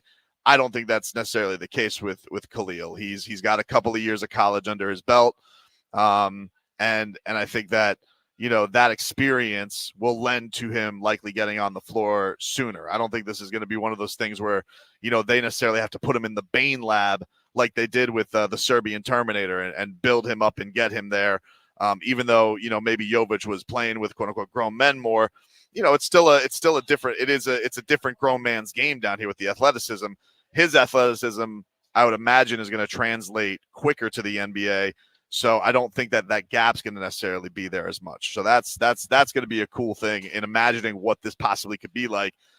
He said it himself, man. Like, he's excited about the idea of pairing with Bam Adebayo. Yeah. How do you not glam onto that immediately? Like, thinking about, that Bam's going to be one of the cornerstones here. That Bam's going to be with the organization. So you need that running mate. You need that right guy there. So I'm excited about it, man. And I'm excited that he's excited about that kind of matchup. Hey, man, we get Coach Spo to get the opportunity now to develop a true center, somebody who's 7'1". Yeah. We haven't seen that, right? I mean, you had mentioned Niko Jovic. I know he's up there, Tobin, but he's not necessarily a center. Jaime Jaquez Jr. got that opportunity as well. Bam Adebayo got that opportunity. Tyler Hero also. Hey, now you get the opportunity for a 7'1" center to be in the Heat system and to learn, as UD would say, from La Spolstra Nostra. And here we go. That's his opportunity now. All right. We do have Kel'el Ware on the line right now. It is official. The newest member of the Miami Heat, your 2024 draft pick with the 15th overall selection. Kel'el Ware is joining us now. Kel'el, welcome to WQAM, the flagship of the Miami Heat. How does that sound, the newest member of the Miami Heat organization? Man, it feels great. It's an honor. It's an honor, actually. Just being a part of, knowing that I'm going to be a part of that program and the history that the program has had. I just can't wait to join them. Man, we can't wait to see you on the floor. Can you tell us a little bit, because they had said that in the lead up that there were some reports you did a workout with the Miami Heat. Was that the case? Did you get a chance? Did you know that they were interested in you? Like, what was that lead up process like in the connection to Miami? No, I knew they were interested in me because I worked out with them. So I guess that should answer your question. So yeah, and the workout went great, honestly. So like I've been saying, I got the hat on now. So. Was there like anything that stood out from that workout, like as far as just the vibes of the organization or getting to meet some of the parties there? I would say, just talking to the staff, just, learning like you said, their vibe, learning, everything about them. I know everybody on the staff is and players wise, is just going to want me to work hard and, push past, every limit that's there. So like I said earlier, I can't wait to get there and can't wait to, push past the limit because I want to see what type of player I can become as well, too. And what's that perception you have? I'm sure you followed basketball quite a bit, Kel'el, growing up playing the game. What's that perception you have of the Miami Heat? Because I don't know if you've heard of Heat culture and how much this organization prides themselves on that mantra. What is it that you know about this organization from Pat Riley to Coach Spo down to the guys playing on the team right now? That they all hard workers. They all going to go out there and compete every game, put their best, effort forward, put their best foot forward and compete to try to win games. So try to get some more rings over there. We heard you talking to the crowd here, and you mentioned the duo, you and Bam. I mean, that you said your words were that can be scary. What do you like about Bam's game, and what do you think that the two of you playing off each other? What about that do you think could be scary in this league? I mean, because if you think about it, me and Bam's able to do, really everything. He's able to play on the perimeter. He's able to put the ball on the floor. He can shoot the ball, get into his move, especially with him, being strong down there. If they do try to go, double on him, I'm wide open for the lob. All you got to do is just throw it up in the air. So I feel like once we do get that chemistry down, it's going to be, like I said earlier, it's going to be scary. Just so you know, I was already on the draft. I had you followed on Instagram already. I had a feeling. I'm like, this guy working out the Heat, this feels like a perfect fit, man. So it was not bandwagon after the pick. I was already there. But I noticed you was right there. I was right, man. And I noticed on the bio, Kryptonian. As a Kryptonian, what is your number one superpower? What are we bringing to the table? As a Kryptonian, I mean, if I did have to pick a superpower, I would say I would like to fly. But being a Kryptonian, it just means I sometimes take it as, just being like invincible kind of, not letting anything like, phase you, not letting anything, how can I say, like hurt you, if that makes sense. So, always just let everything just bounce off of you. So again, we're joined by Kel'el Ware, newest member of the Miami Heat organization. You want those lobs, Kel'el. Maybe you are going to end up flying here in Miami. I got to ask you too, because I wasn't an OG Instagram follower, but the second I saw that Heat picked you, I jumped on the bandwagon. I allowed him on the bandwagon. I'm just being honest, Kel'el. All right, I'm just being honest here. I saw that you love Chipotle, and Tobin and I were big Chipotle guys. That's your go-to meal every single time. I got to know what's the order when you're at Chipotle. So I get the chicken al pastor. I get steak. I get it on a burrito as well. I mean, sometimes I switch it up, either a bowl or a burrito. But then I do lettuce, cheese, a little sour cream, and then I'll do I think that's it. Yeah. That's it. All right. No, I don't get no sauce. Everybody say something about like salsa, but I don't get no sauce. No. I'm totally with him there. The sour cream takes care of that enough. The sour cream technically is the sauce. Yeah, exactly. There we go. Dude, it brings it all together. This guy gets it, man. He gets it. And he's going to bring it all together just like it is on the Miami Heat.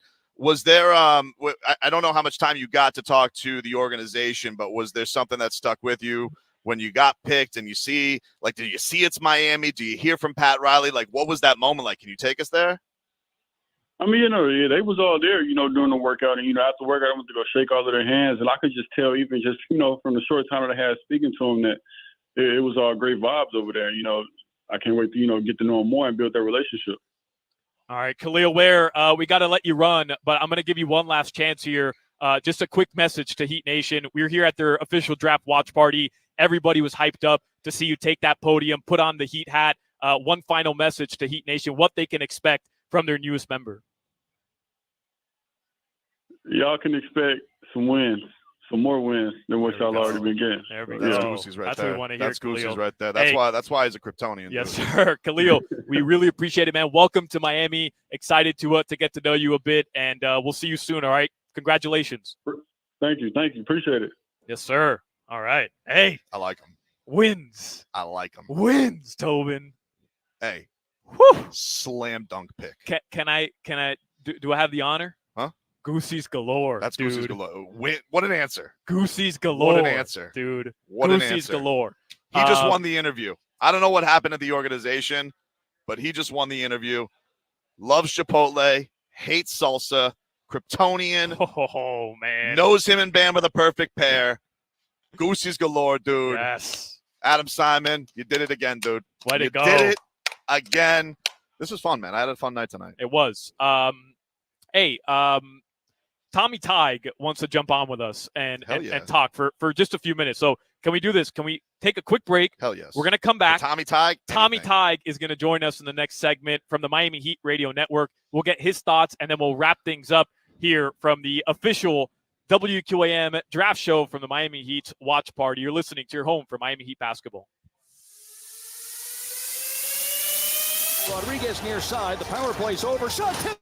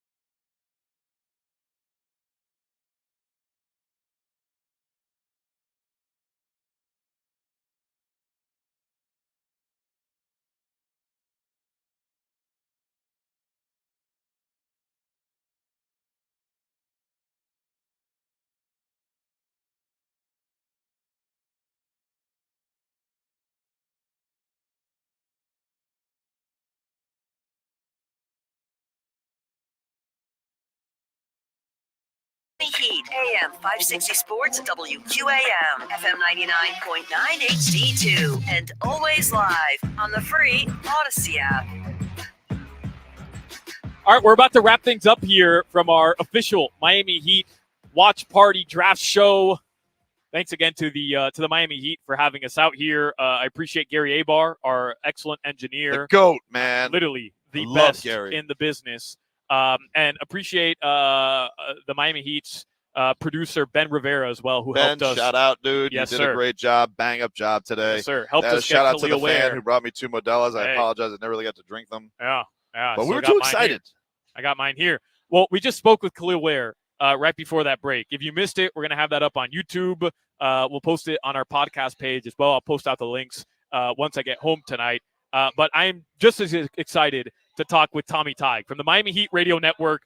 Tommy Tighe, all season long, put up with my shenanigans. And I imagine he's missing them just a little bit, Tobin, just a little bit. I don't think he is. I wanted to bring on Tommy, who I wish could have been on with us throughout the entire show today, to get his thoughts on Kel'el Ware, your newest member of the Miami Heat. Tommy, appreciate you. I know it's late, but I appreciate you joining us here. I want to know, the ESPN ticker says the Miami Heat pick is in. They're drafting center Kel'el Ware. Your first reaction to that pick from the Heat?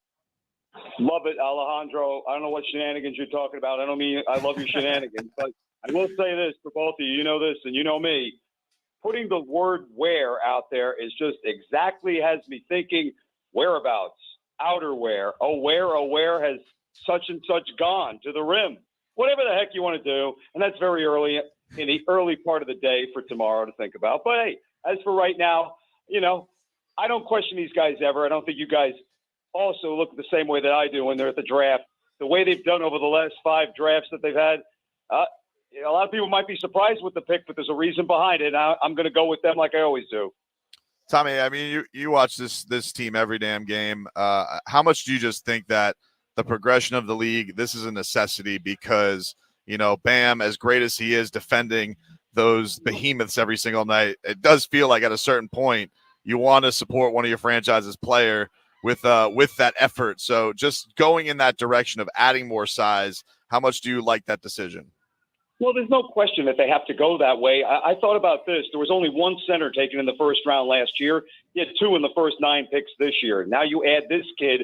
There's a lot of people looking that maybe we'll go back to the future. I don't know if we're going to go to the Wilt Russell days, but I get the feeling that low post play and having depth on your front line is something you definitely need, no matter what your team is all about. And that's the direction I think they're taking right here. Right now, you've got Thomas Bryant if he takes his player option. You've got Orlando Robinson if you want to keep that. He can be guaranteed next month. And Kevin Love, how many more years does he have in the tank? So it's a good idea. I don't know if it immediately moves Bam out to the 4 like I see a lot of people on Twitter talking about, but I do get the feeling that you definitely need depth. And that's one of the positions that you have to have it. And even if Bam stays at center, this is a nice pick just for that reason. By the way, this kid has done things as far as his progression from going to Oregon and then ending up in Indiana last year and doubling up his production offensively. Yeah, Tommy, I think just having the option, right, is a luxury for the Miami Heat. You mentioned all those other guys that they can either bring back or will be under contract once free agency hits. But just having the option now, right? I mean, as Tobin said, so much has been made about having Bam either be a 5 or be a 4. Now Coach Spoelstra can decide, what is the best scheme that I can play with. And who knows, depending on what team you're going against, depending on the matchups, now you have that option if Kel'el Ware ends up being the player that I think we all expect him to be. Well, I think the beauty of the whole thing, Alejandro, is that we know he can play the position. When we had Whiteside there a few years ago and Bam was drafted, you didn't know where exactly Bam was going to fit in. Bam is nimble enough and athletic enough that he could play the 4. And we saw the ability that he showed, maybe not to a lot of guys' delight, with the ability to take the 3-pointer. But if he has an outside game that starts, to get people noticing him, that's the one thing that I worry about if you have 2 big guys hanging out in the lane. But it's worked before. I don't know if we can think right off the top of our heads, hey, does this kid immediately move in the starting position at center? I'm not going to put that kind of pressure on him right now. But I look at it as the same type of thing. You had Hassan as the incumbent, and then Bam moved in after a year and a half. If they move with the same progression with this kid, I kind of like the idea. Bring him along slowly, play 65, 70 games. I like what they have right here. But there's no question they definitely need depth at all positions, and this is just a nice one to look forward to. Tommy, we just got a chance to speak to him. He puts on his Instagram bio, Kryptonian, says the power that he would like most is to fly. In your opinion, Superman's greatest power, what would you go with? Oh, boy, the ability to get Lois Lane. Oh, that doesn't help a lot of people, I would think, worry now about, they say when he changes in a phone booth, where would Superman change today? considering that's normally the spot that he went to is the phone booth. That is Where true. does he go? Where does he go? Where does he go? I don't know. I don't know the answer to that. But if this kid's got superpowers in any position, whether it's offensively or defensively, I think defensively is the key thing here because it would work perfectly in this team's system. But if he continues progressing offensively, like a lot of people seem to believe, hey, guys, he was a top 20 pick in a lot of people's minds. This is not like they reached to go get him. Right. He was a valuable talent that could have gone in the top 15 easily enough. This is pretty much where a lot of people thought he was going to go. So I like the idea that they were looking at that. I'm kind of surprised myself. I thought maybe they'd go a little bit smaller, some depth at guard, maybe on the wing. But, hey, talent is talent. You know, I look at it this way. I know you guys are probably pressed for time. But when I first got in the business, I always remember George Young with the Giants taking Lawrence Taylor. And people said to him on the day of the press conference, what the heck did you take another guy? Your defense is good. He just laughed at him and said, Lawrence Taylor, 13 Pro Bowls and 2 Super Bowls later. You know, these guys know more than I do. There's no question in my mind that they made the right choice. Tommy Tighe, everybody from the Miami Heat Radio Network. Tommy, I don't know if you have any vacation plans, what your summer plans are, but I have a feeling we'll be back at it very soon, and I'm looking forward to talking about Kel'el Ware. Thank you very much for taking the time. If you haven't had a little glass of wine, I hope you have it tonight, and we appreciate you. Right here on the right after I have a cup of coffee after dinner. Yes, it's right here. Love it. Tommy, you're the best. Thank you very much. Talk soon. Thanks, guys. Look forward to it. Yes, sir. All right. That's Tommy Tighe. Tobin, I think we got ourselves one, baby. I'm excited, man. I told you. I'm excited, not because I nailed this prediction as a draft guru, and I'm coming for everybody's jobs now. I'm coming for you, Jonathan Giavoni. Is it Giavoni? Yeah, I believe Whatever, dude. I know what I'm doing. Yes, sir. Tobin called it. I can't lie. Tobin, appreciate you. I know you had a long day, and it's your wedding anniversary. Thanks, so buddy. I don't even know what you're doing here sitting next to me, but I genuinely appreciate you. Well, the Heat just gave me an anniversary gift. That's true. That's a good point right there. Our new friend Kel'el. Mm-hmm. Gary Abar, again, thank you so much. Ben Rivera, who helped us out. Trevor Harris back in the studio. Thank you very much to the Miami Heat. Everybody's long gone. We stayed out here to talk with Tommy, so that's going to do it for us here. It is Kel'el Ware, our newest draft choice. Round 2 is tomorrow, but appreciate everybody who watched on the stream and listened to us live on WQAM and the Odyssey app. For Brendan Tobin, I'm Alejandro Solana. Tobes, we'll talk to you tomorrow, 10 a.m. to 2 p.m. I'll talk to you from 2 to 6 on Hockman and Crowder. This has been the Miami Heat Draft Show on WQAM. You're listening to the home for Miami Heat basketball.